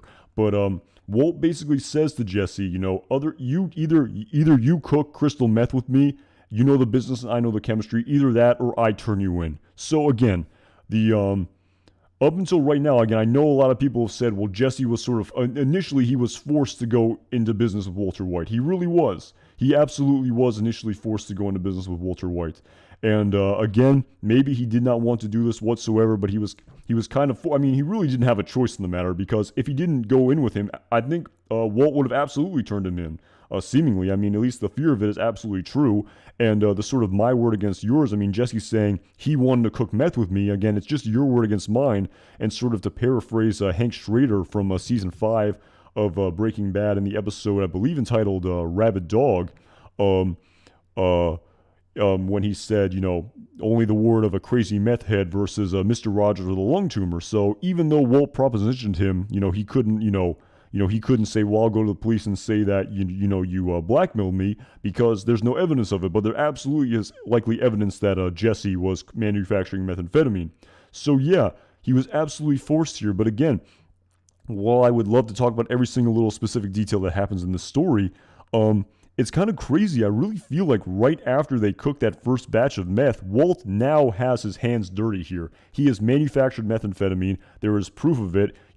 He stole the sort of the chemistry equipment from his lab. At this point, Jesse could, if he really didn't want to go along with Walter White, he can absolutely break off right now. He does not have to continue for 1 second more, in my opinion, after Walt cooks this first batch of meth, because Walt has no recourse now. He is absolutely a criminal. He is going to prison if the police ever find out that he did this. But as we can see from this scene here, Jesse is just absolutely tantalized by just his former high school chemistry teacher being able to cook methamphetamine of this quality. He is just absolutely taken aback by it. And again, he sort of, despite the fact where, yes, people say he was forced, he could have gotten right out of here in this moment right now, but he decided not to. Again, as he says to Walter White, as he said to Walt, why are you doing this? And as Jesse Pinkman said to him, money mainly. And he was just absolutely tantalized by working with Walter White in the same way everyone was, as the same way that characters like Gus Fring was, the same way that Mike Ehrmantraut did. They were working with this sort of, this sort of wild card man with really nothing to lose. And despite the fact that he cooked this just unbelievably pure methamphetamine, a lot of them knew they should not get into business with this man. But Jesse Pinkman, like even very, very smart characters like Gus Fring, got in bed with Walter White for sure. And again, that's sort of the backstory premise here. And again, the point I'm trying to make here is that even though Jesse Pinkman, again, so many things happen. I don't have time to discuss every little detail of the plot of Breaking Bad as much as I'd like to. But again, so much happens here. And again, to sort of do the broad brushstrokes here of season 1, they team up. Eventually they get into bed with Tuco. And again, I have to sort of skip over large swaths of the plot here because I'd be at this forever. And of course, in season 2 of Breaking Bad, they deal with Tuco, of course, but then, of course, we get to the episode entitled Breakage. Great episode. Tuco is dealt with. Walt deals with his alibi. All of the sort of everything that comes after that. And then, of course, we get to the episode entitled Breakage. Hopefully, I can pull this up without any problem. Hopefully there's not an issue here. Play this. And again, like I said, they is it pause? Yeah, they cook meth. He gets involved with Walt. All these terrible things happen. They have to kill Tuco. All these crazy things happen. But of course, despite all of this, again, it's kind of the whole premise of a Breaking Bad, how, the sort of, they're always, they always need more money, sort of. The whole premise of the show is that Walter White needs to leave, his family with X amount of money before he dies of cancer. And of course, if he ever acquired that money, if he had $1 million right now, the show would effectively be over because, Walt would have had the money, essentially, and we wouldn't be able to see all the character development. But of course, when we see this great scene here of, again, Walt and Jesse out in the desert here, talking. Again, after everything that happened with Tuco, et cetera, again, the point I'm trying to get at here is there are so many opportunities by which Jesse Pinkman could have gotten out. He could have not dealt with Walter White, but he decided to keep doing it the same way everyone did. Again, it's kind of interesting. There's a great scene, again, I'm kind of have to go back here. There's a great scene here in season 1 of Breaking Bad. I believe in the episode entitled, it was in Gray Matter, if I'm not mistaken. Let's see here. Yeah, I believe it was the episode entitled Gray Matter.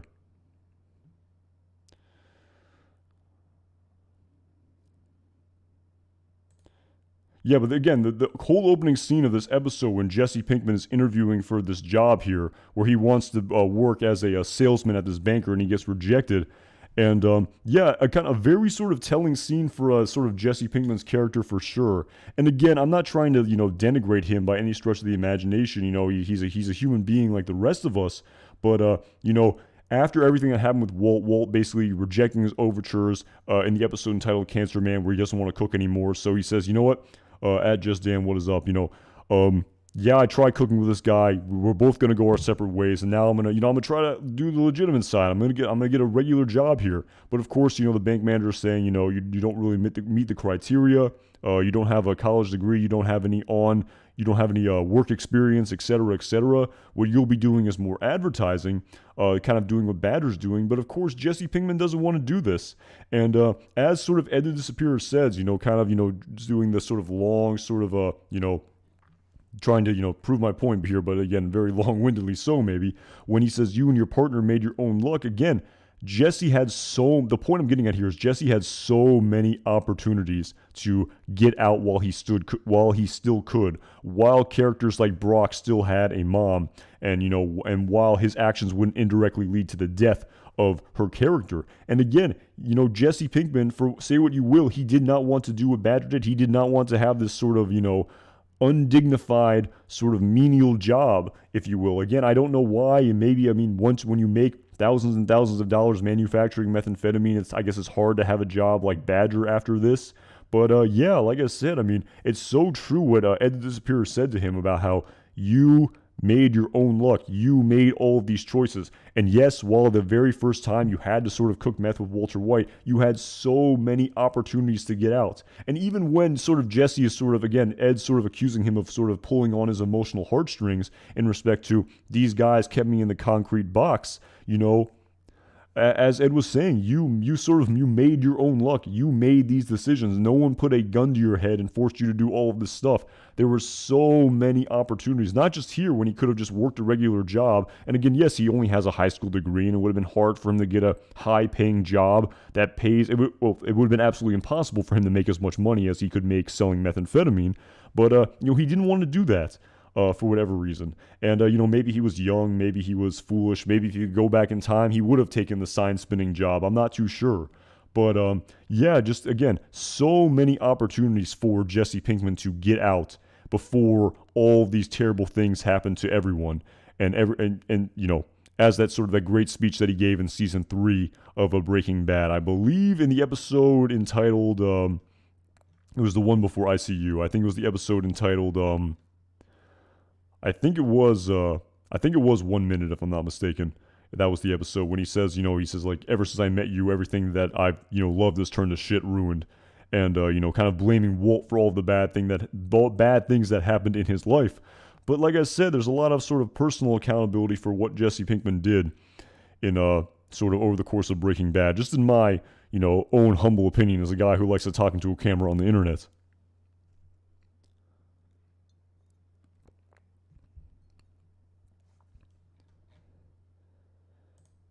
And so, yeah, kind of getting to this whole kind of, the crux of this all in respect to, whether or not, as Walter White says, you're lucky you didn't have to, wait until you were older to do something great with your life. I now want to talk about another sort of scene that I've definitely thought about in respect to the story of Jesse Pinkman in the episode entitled Peekaboo.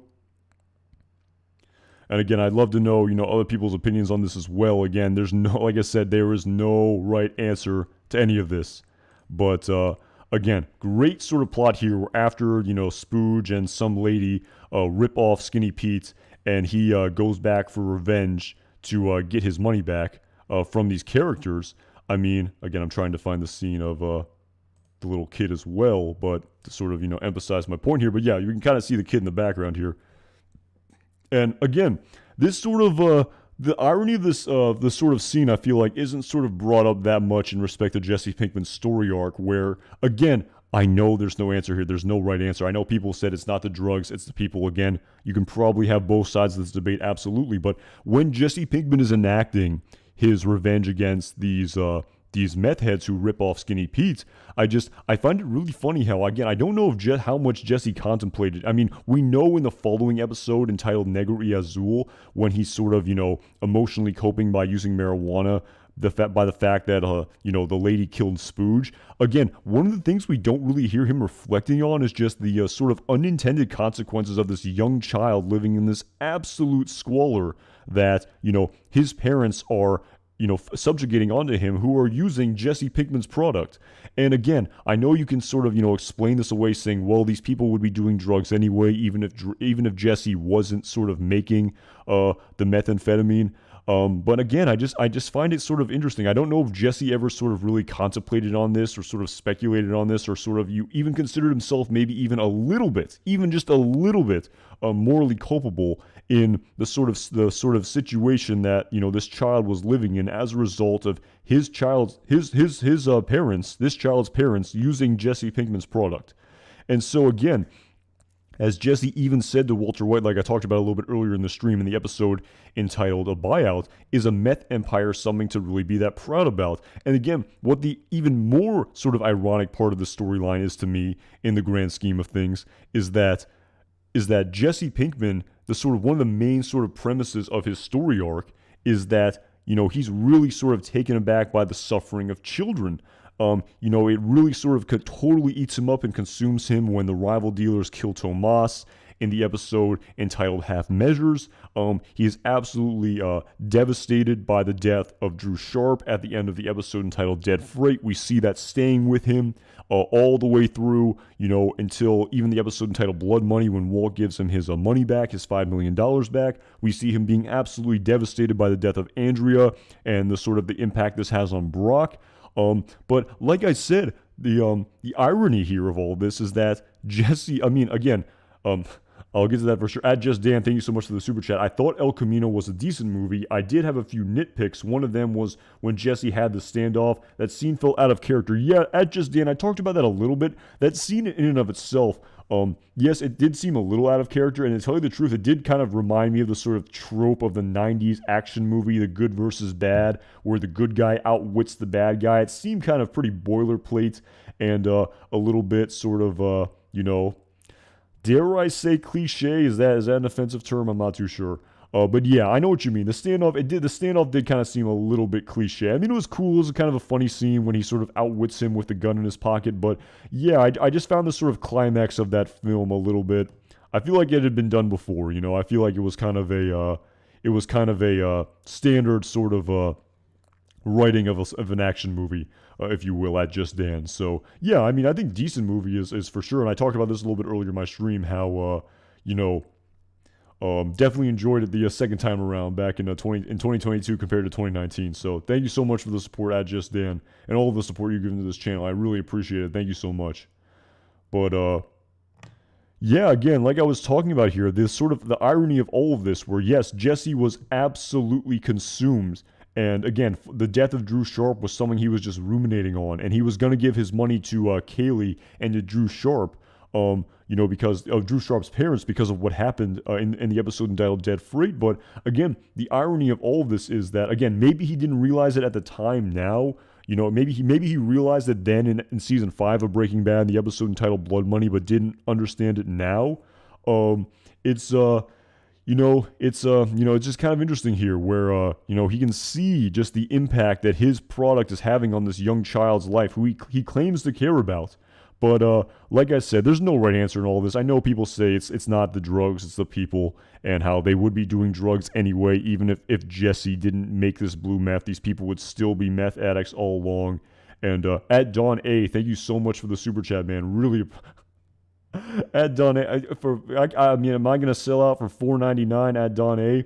I mean, if I get a sponsorship with this just unbelievable glasses company, I mean, can I just say oh yes, I will take off your unbelievably comfortable and stylish sunglasses, just because someone tells me to? I don't know about that, man. Like I said, I have shown my ugly face in so many previous videos at Don A. It's not this is not a sort of Vivid Kiwi vibe we're going here. I've shown my face many times, and like I said, I was asking in a past live stream if okay, at Don A, I got you, man. But like I said, I've shown my face many times at Don A. Really appreciate the support. Thank you so much for the super chat. And yeah, like I said, I've shown my face many times in my past videos, for sure. So yeah, those exist. It's not like, again, I was actually wondering. I was like watching the Vivid Kiwi one time. I'm like, has he ever shown his face ever? Does anyone know what he looks like? And apparently not. Apparently he's never shown his face. So yeah. Really appreciate the super chat at Don A. Thank you so much. But yeah, like I was saying with Jesse Pinkman, the irony here a little bit. And again, like I said, maybe he didn't realize it then. Maybe like I said, maybe it took him a very long time to realize sort of all the terrible things that he did and the way it sort of impacted children. But yeah, I think that's sort of the premise here, because again, while Jesse maybe didn't realize it in the moment because Spooge had been killed and he wasn't able to sort of articulate and comprehend all the terrible things that happened. If we go to, the episode Blood Money here, if I can pull this up.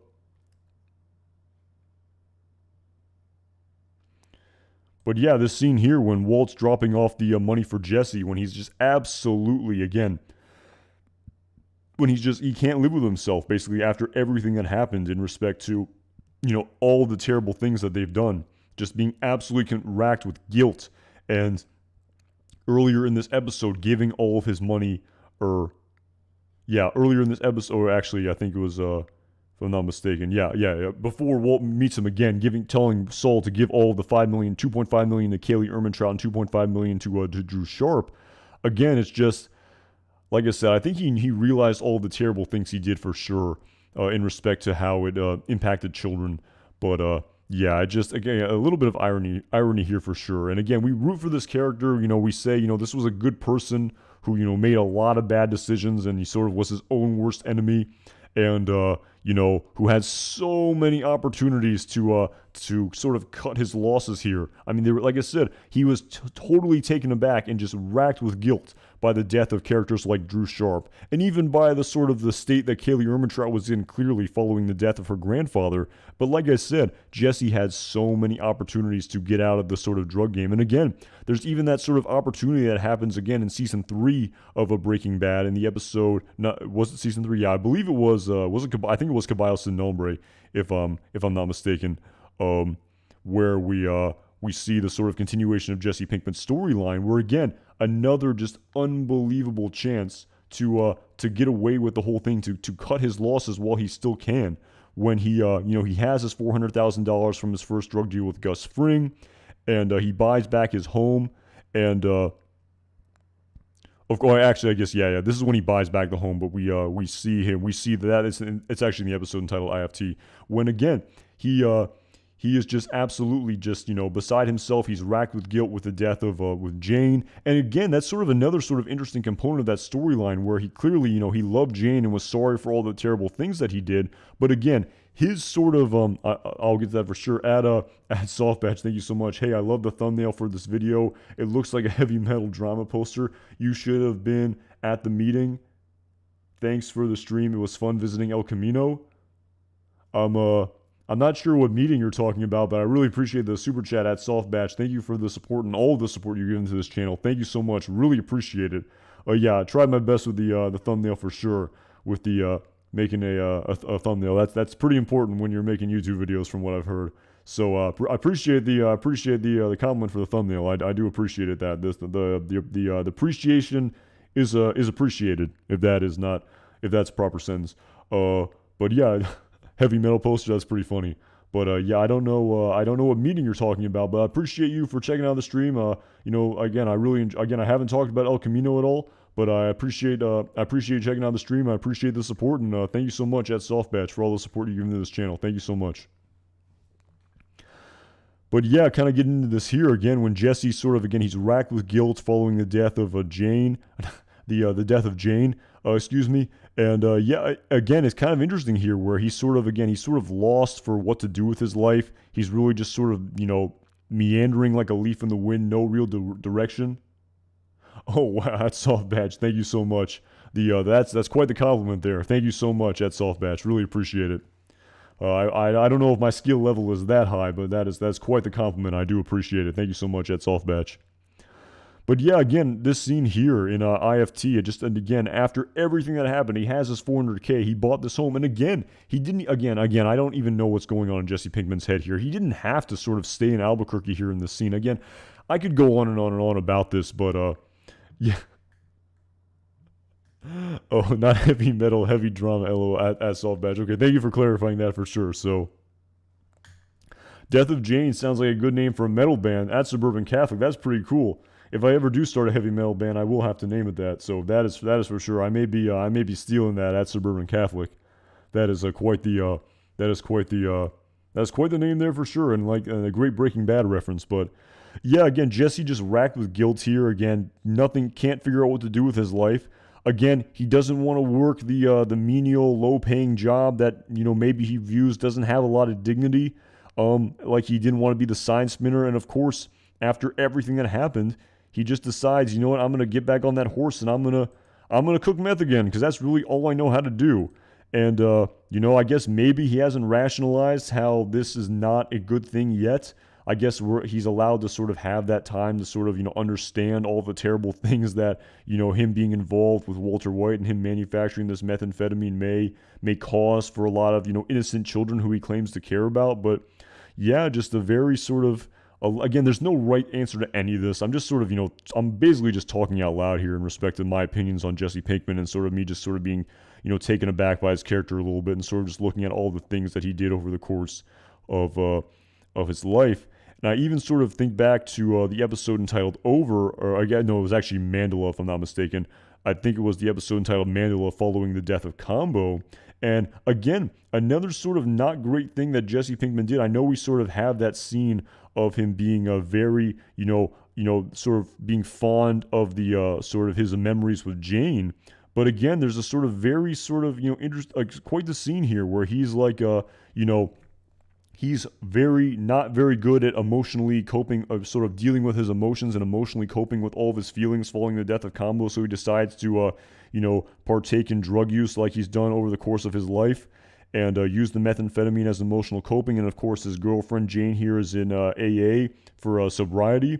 And, it was, he sort of, again, how much blame do we give Jesse Pinkman for forcing Jane to relapse? Yes, at T, Jane Margolis' addiction, absolutely. How much sort of blame do we place on Jesse for this sort of relapse that he, sort of caused Jane to sort of undertake? And again, I'm not saying we place all the blame at Jesse Pinkman's feet. There is no right answer to any of this.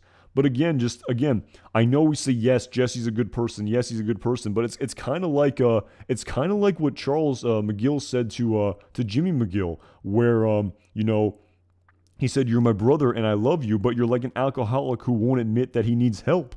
And again, yes, I think and at the end of the day, Jesse, again, I think he had a big heart, if you will, for whatever the heck that means, but just so many sort of bad decisions just, just not dealing with his emotions in a rational way whatsoever, likely brought on and exacerbated by all of the drug use that he was, using, all of the drugs he was using. So again, a lot of sort of food for thought here of just the sort of not great things that Jesse Pinkman did. And, by no means a, traditional 90s, good guy who is, who doesn't have a sort of an evil bone in his body. And I'm not saying Jesse is evil by any stretch of the imagination, but, it's, these are bad news. And like I said, he impacted a lot of people. And I know when he gave that speech to a Walter White, I believe in the episode entitled 1 Minute, where, ever since I met you, everything has been ruined, turned to shit. He's sort of blaming Walt for all of this. But again, I don't think Walt deserves all of the blame by any stretch of the imagination. Yeah, at AXXX, he's a good guy who's done bad things. A lot of bad things at AXXXX. That's for sure. And again, there's no easy answer to any of this. But again, just sort of like food for thought, in my opinion.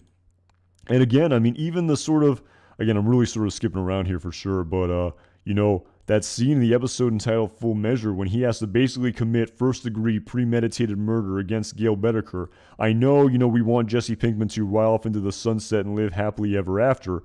But, it's, I know a lot of people have said, well, what has Saul really done? What sort of dead to rights sort of guilty thing do they have on him? And again, while there's no real proof likely of the death of the murder of Gail Bedecker. Again, they did find fingerprints at the scene, but he knocked. He didn't ring the doorbell. He didn't pick up the casings, so I don't know if his fingerprints were on the casings. But again, if Jesse Pinkman was arrested by those police officers, I don't know if they still had the confession tape he made for Hank Schrader that was stolen by Jack Walker's men in the episode entitled Tahajali, whether or not that existed when he admitted to the murder of Gail Bedecker on that tape. And again, I don't know if there's actually any real evidence here. But at Just Dan, the intense manipulation by Walt is a big factor. Yeah, I guess to an extent, but, it's, again, there's so much nuance into that discussion in and of itself at Just Dan, where Jesse, he didn't have to pull the trigger. Like I said, I've talked about this a little bit in the past about how, I don't know if in court if he says, well, Your Honor, I had to kill this guy because I was manufacturing methamphetamine with my partner and we were worried that our boss was going to kill us and replace us with this guy. So in order to save ourselves, I killed the guy. I felt really, really bad about it. I really did. I cried and felt bad about it. I truly felt bad, unlike Lalo Salamanca, who, doesn't have an empathetic bone in his body. And does that make it better? I don't know. It doesn't make it much better for Gail Bedecker. So, at the Pattern Slice, they were both in the game, that's for sure. And, it's, that's a great point for sure. And sort of, he was trying to pull on Ed's sort of emotional heartstrings a little bit in respect to, they kept me in that cage for that concrete cage for 6 months. But, at the end of the day, Jesse, you were in the game. They do some brutal things in the game. And it's actually kind of interesting because I know a lot of people sort of, had that theory in respect to the ultimate fate of Lalo Salamanca being kept in the super lab in a sort of incapacitated, injured state in the same way as the Kawadi story that Gus Fring talks about when he's visiting Hector Salamanca, who's in a coma.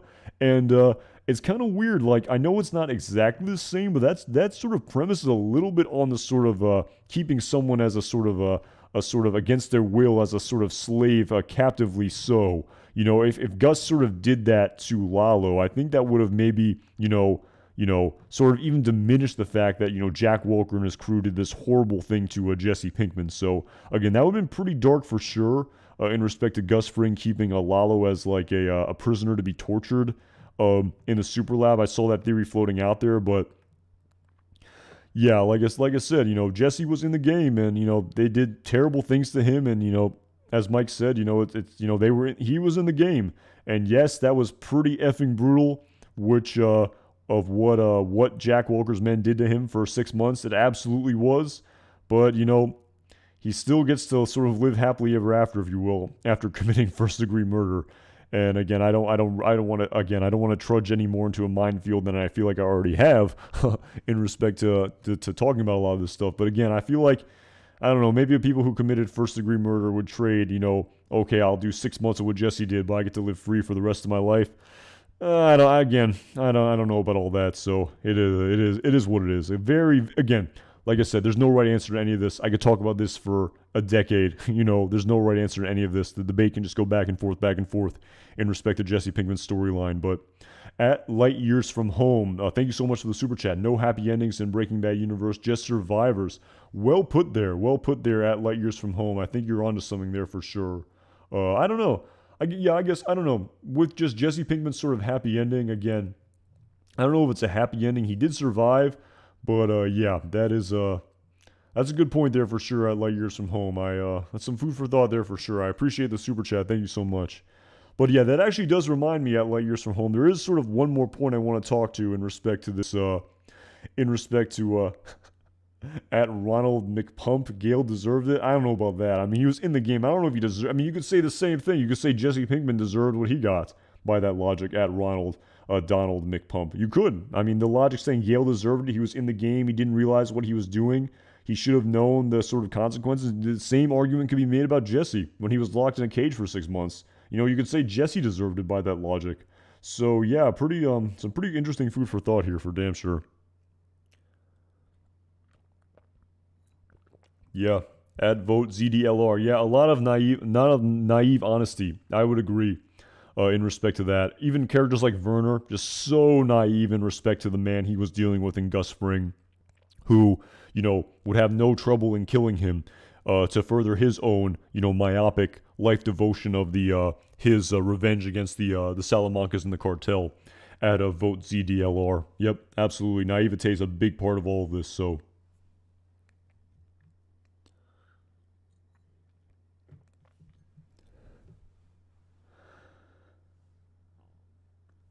That's a good point at Justin Cruz. But again, that's a whole nother thing. I've talked about that in a previous video. I could talk about this show for forever. I mean, there's so much nuance to all of the story at Justin Cruz.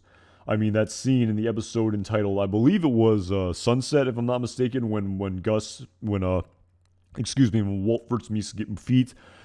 Walt first meets Gale. I've made a video about that in the past at Justin Cruz. Again, there's so many tangents I could go off on, but yeah.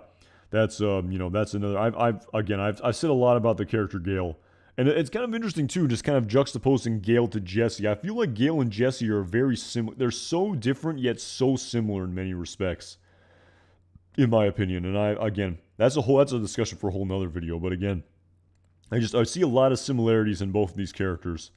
In respect to their decisions, they're so different yet so similar. I mean, they are kind of similar. They both manufacture methamphetamine. They were both partners with Walter White at one point. They were both, dissatisfied with, doing really anything else with their life. They both make 96% pure methamphetamine. So, yeah, I mean, and it's kind of funny, but Gale is in no way viewed in the same way as Jesse. I don't think we're going to get what kind of car was even Gale driving? I don't even remember. We won't get a, again, I should be able to pull it. He was driving some Subaru or something. We won't get a Subaru Breaking Bad movie for Gale Boetticher. So, just kind of a lot of interesting food for thought here.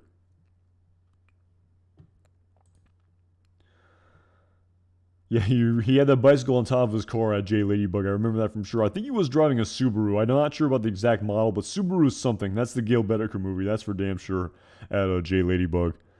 And yeah, and actually, like there's like one sort of there's so much I could talk about here in respect to Jesse Pinkman's decision making, but the last thing I really sort of want to talk about here in respect to the sort of the very final scene that we saw when Jesse's in Alaska and he writes that letter to Brock. If I can pull up the episode here. Yeah, John Doman. Yeah, he should have used that coffee. Done some sort of startup, some sort of who knows? Definitely a legitimate means. Have that great coffee machine. Probably could have made him a multimillionaire. You're absolutely right at John Doman. That's a great point there. Again, just so many layers to that backstory for sure. But yeah, so again, I kind of want to talk about this scene here from when Jesse Pinkman has the revelation of everything in respect to he has the revelation that Huel pickpocketed the rice and cigarette, and he of course doesn't go disappear here. That's of course then continued back in the El Camino Breaking Bad movie.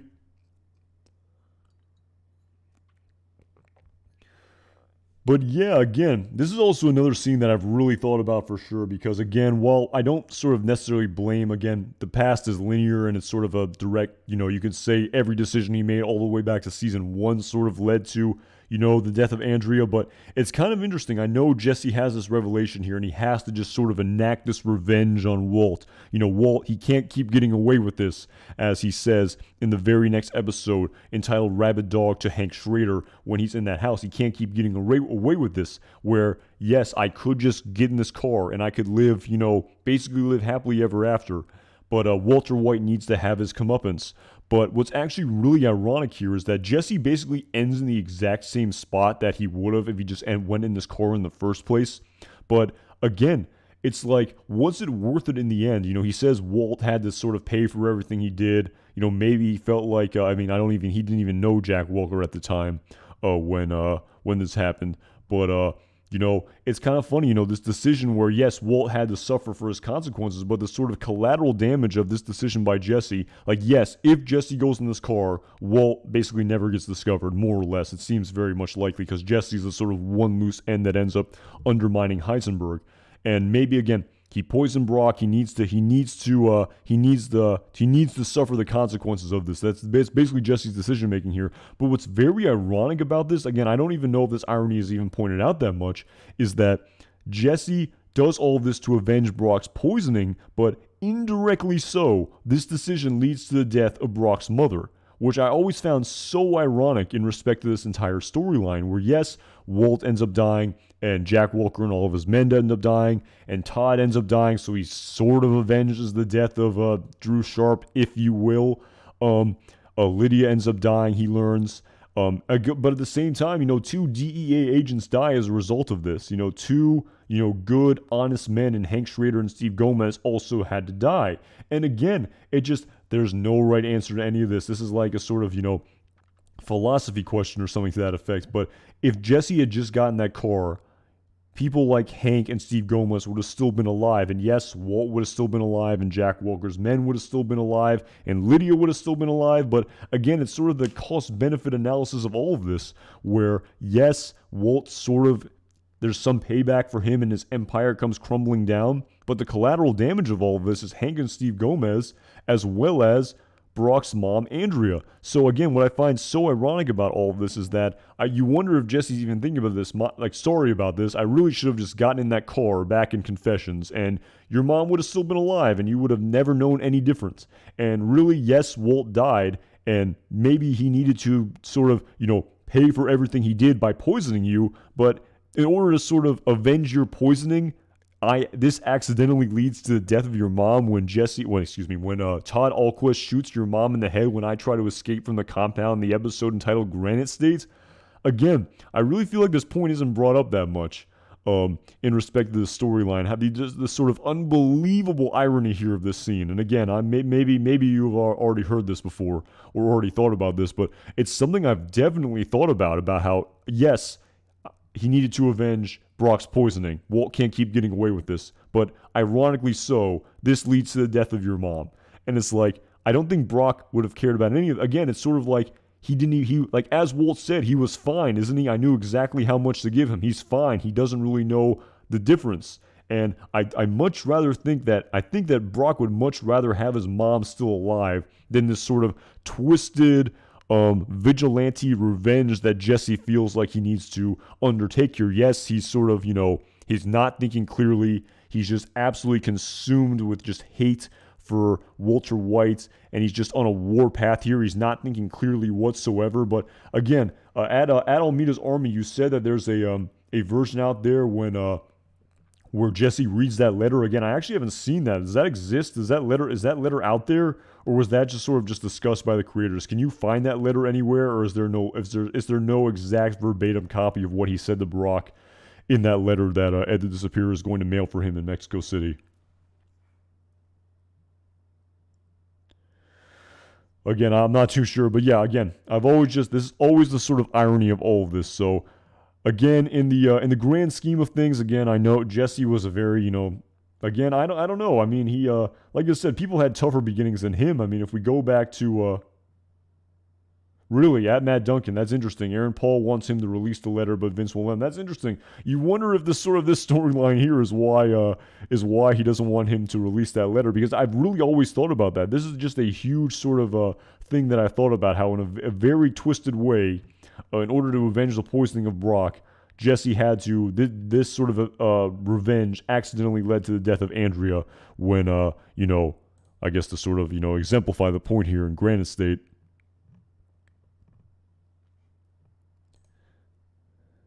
To exemplify the point when they shoot Andrea in the head in Granite State here, when Todd kills Andrea. I mean, again, if he had just gotten in that car, Brock would have had a mom. So I don't know. Like I said, there's no right answer to any of this. I don't know how to feel about it. There's, like I said, there's a lot of a multitude of emotions here. But yeah, so at Almeida's Army, it was cut, but it was the first thing they wrote for the film, but they cut it.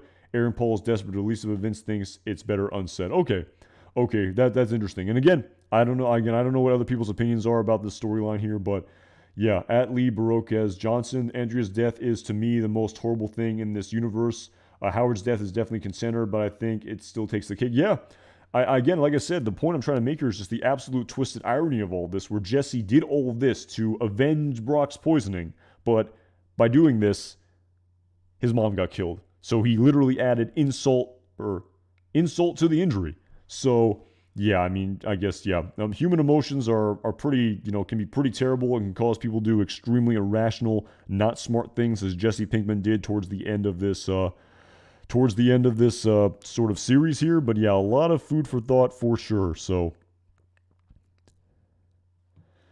and yeah, like I said, I mean, there's no right answer to any of this. Like, again, even the sort of kind of to go back to the episode entitled Cancer Man here, where this is the very first sort of iteration where we get to see the sort of backstory of Jesse Pinkman and Jesse Pinkman's humble beginnings. Where we see he came from the sort of middle class upbringing here with his family. Like, and yeah, again, like here's the shot of his house, but again, like I said, I feel like there were people born into even sort of tougher circumstances than Jesse Pinkman, and sort of as Ed Superior sort of said to him, you and your partner made your own luck. So, yeah, again, I mean, I feel like, again, it's very sort of complicated here. I mean, I guess that's sort of the point where, yes, Jesse got this happy ending. Yes, he's sort of this very tortured figure, but I don't know. It's weird. Like I said, when I first saw Breaking Bad, I definitely was a big, I really rooted for a character like Walter White.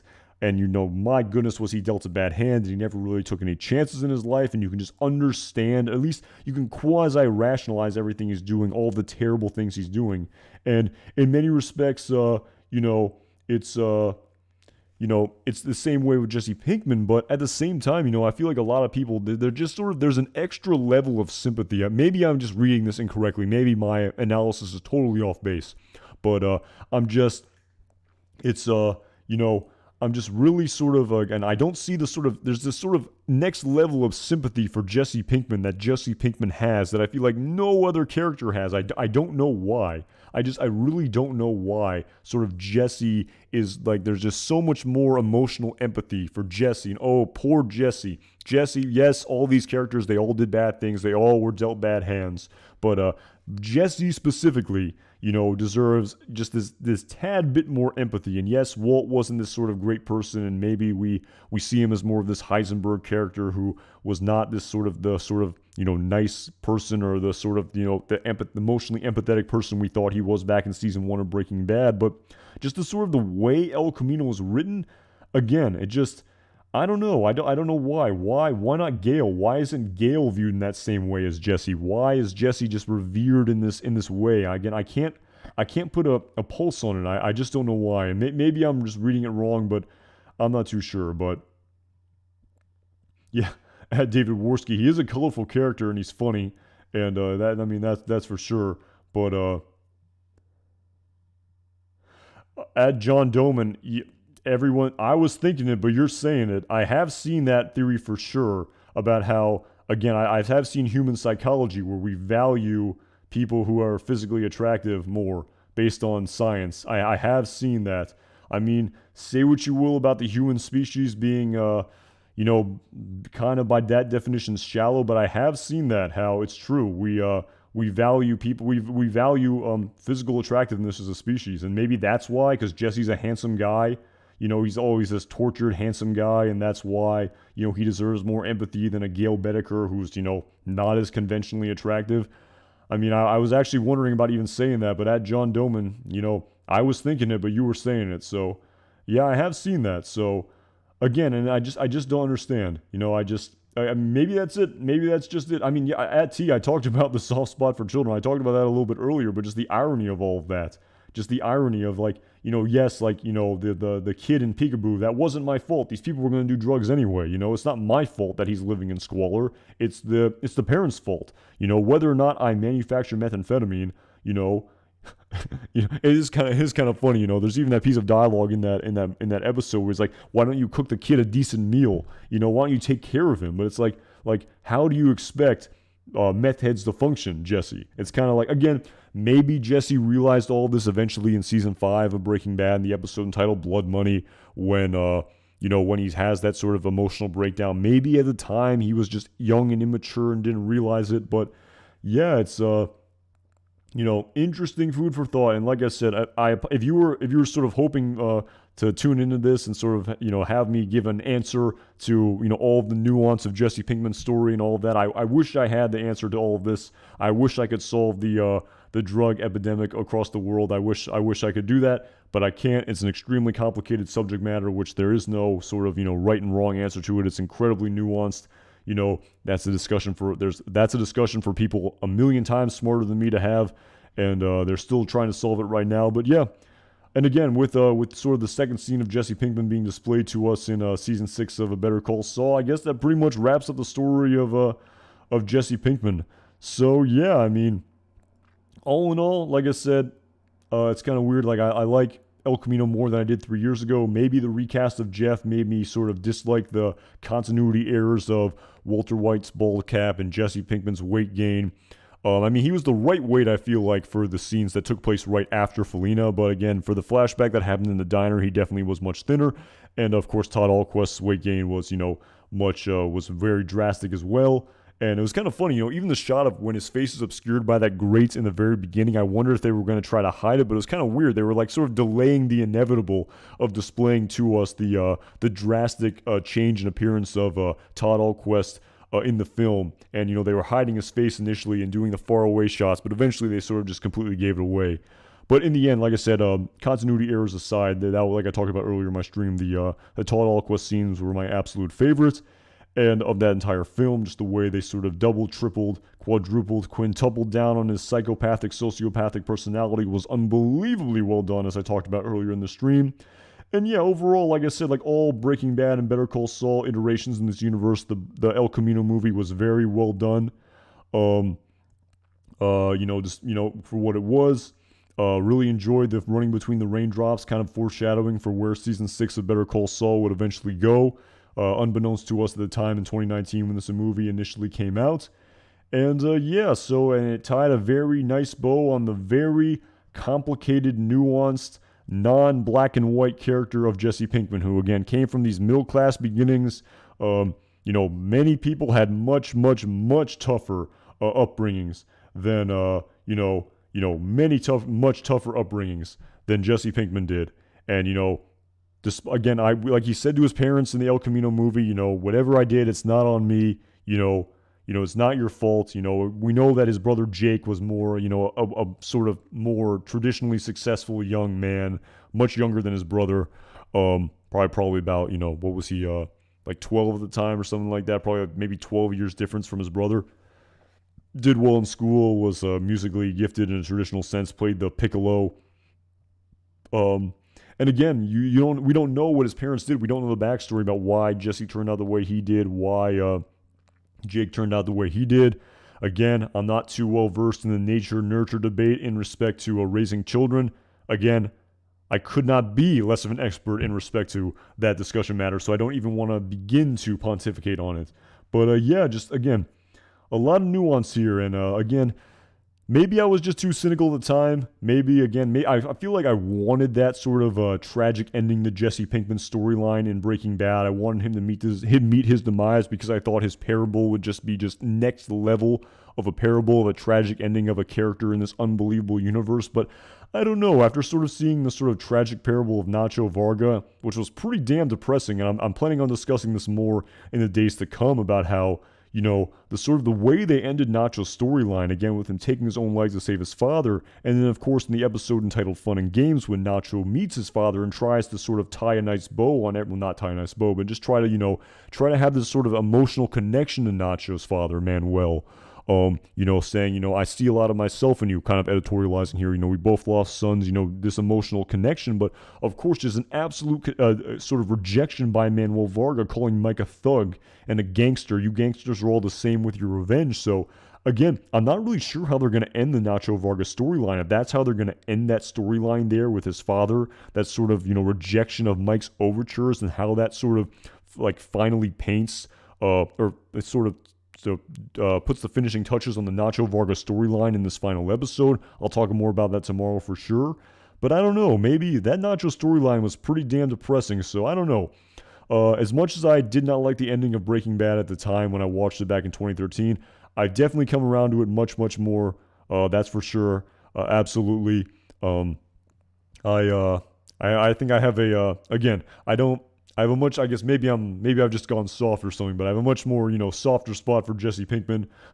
I don't sort of, you know, I understand the sort of complicated nuance of his character, but at the same time, I don't understand the sort of, you know, revering of his character that I feel like he gets compared to everyone else in this universe. More so, there's sort of just this extra little bit of empathy I feel for that is out there for a character like Jesse compared to all of the other people in the game who made these choices and did all of these terrible things. So, yeah, I mean, I feel like that's pretty much my thought on this film, and I'm actually kind of glad I sort of waited a couple of years to discuss it, because again, back in 2019 when this movie came out, I wasn't able to make videos for like a year and a half, but my perspective would have definitely been different at the time, and of course, it's definitely been changed as based on me seeing season 6 of Better Call Saul, but yeah, definitely, I like the movie now 3 years later much more than I did back in 2019. And so, yeah, that pretty much, I feel like that's, you know, that's pretty much my thoughts on Jesse Pinkman and El Camino. At Reno Rocha, addiction is genetic. It absolutely matters what your family you come from. Again, I think you're absolutely right, again, but again, it's so complicated. There's no right answer to any of this. And, you know, ending, like, you know, changing the way we, like, you know, tackle these problems again, and like the war on drugs is absolutely not working by all standard definitions of, you know, that word of working. But of course, you know, going the alternate route, again, would it alleviate some problems? But again, you would probably raise, you know, other problems as well, like, you know, addiction and mortality rates from people using these drugs. And again, I am no philosopher here. I'm no expert in public policy or sort of, you know, the way, you know, human civilization should be, you know, conducted and things like that, and the sort of cost-benefit analysis of all of this. But, you know, yeah, the sort of drug addiction, it's an extremely complicated issue, drug use in the world. You know, ideally, you know, you wish drugs would be legal and no one would do these terrible drugs in a perfect world. But again, that's just not realistic. And again, I feel like I'm trudging into a minefield here in respect to having a very difficult conversation. But that's sort of the story of Jesse Pinkman. That's what it is. And if you really sort of want to get into sort of the nitty gritty of all of that, these are the tough discussions I feel like you have to have. So,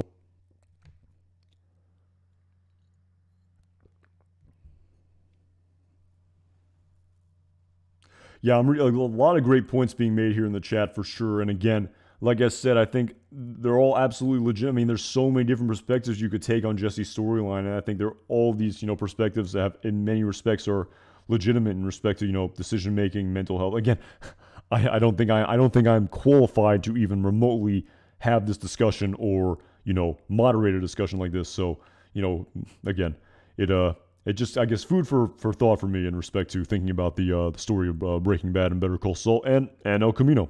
At Almeida's Army, thank you so much for the super chat. Cranston was doing network on Broadway during El Camino, but AMC brought the theater capacity for the day in order to give him time off to film his bit. I did not know that. That's interesting. That's why I think I did hear why. That's why he had to wear the bald cap in El Camino. He could not shave his head because of contractual obligations for what he was doing. In his career. You have to have your hair a certain way. I guess the infamous story of Henry Cavill having his mustache CGI'd in the Superman movie. But yeah, again, and the one scene we saw of Walter White in the episode entitled Breaking Bad, he was wearing the the accented green and black wool knit cap that we first saw him wear back in season 1 of Breaking Bad. I believe in the episode entitled a No Rough Stuff Type Deal, when they robbed Southwest and Anilin of the 50-gallon barrel of a methamphetamine, and so that covered up his hair. And Jesse Pinkman was also wearing a hat as well, so we didn't see his hair as well. But yeah, you wonder. And again, I will talk about this tomorrow at Almeida's Army, and how kind of looking ahead to the very final episode of Better Call Saul ever, and we will have Walter White appear in that episode allegedly in a standalone scene. And I have wondered this. The first scene we saw of Walter White in Breaking Bad in the season 6 episode of Better Call Saul, he was more of the Walter White character as opposed to the Heisenberg. It was actually pretty interesting. If you go back and listen to the Insider podcast for episode 611 Breaking Bad, I think when Thomas Schnauz was directing Bryan Cranston in that scene, on a couple of his takes in the scene in the RV, he said, less Heisenberg, more Walter White. He's still not fully embraced that Heisenberg persona yet, as of this point in the timeline of Breaking Bad at Almeida's Army. So yeah, like I've said, I've speculated on how we'll maybe see a scene of the Brock poisoning, maybe in the running between the raindrops in this final episode of Better Call Saul, and that would actually tie an interesting bow on the, I don't know, it would tie a bow, I'm not using that phrase correctly in this context, but it would definitely, make me sort of think back to the letter that Jesse wrote to Brock in El Camino as well, if the Brock poisoning and sort of Saul's role in all of that I discussed in a past live stream, and that I will discuss in tomorrow's live stream, could add some new nuance and backstory to this, these three stories that are all, three stories that all come together and in this just unbelievable universe that has been created for us. So,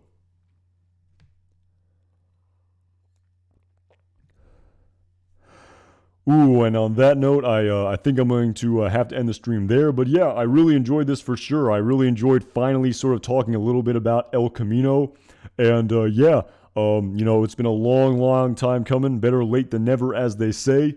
3 years late almost, but I'm glad I finally got to do it. Like I said, there's no real right answer here in respect to the story of Jesse Pinkman, but I feel like it was nice to finally discuss it for sure. And like I said, I've definitely, maybe I've gone soft, but I definitely enjoyed this movie much more 3 years later. And like I said, the Better Call Saul recast of Jeff, I think it really maybe not be taken aback by as much as the visual continuity in this movie as well. And like I said, my perspective on Jesse Pinkman's story has shifted a little bit in respect to his the overall premise of his character. But yeah, like I said, I tried to answer it the best as I could. Like I said, there really are no right answers in any of this. It's incredibly nuanced. But yes, with that being said, we'll go live tomorrow to preview the final episode, again, surreal to even say, of Season 6 of Better Call Saul, Saul Gone. We'll go live tomorrow night. And again, like I said, really appreciate the discussion tonight. Really appreciate all the super chats. Really appreciate the hearing the different perspectives in the chat for sure. I will be live tomorrow. More information to come on the time in the community post tab tomorrow. And I will see you guys around. Have a great night. Have a great rest of your weekend, everyone. And take care. Thank you for tuning in tonight.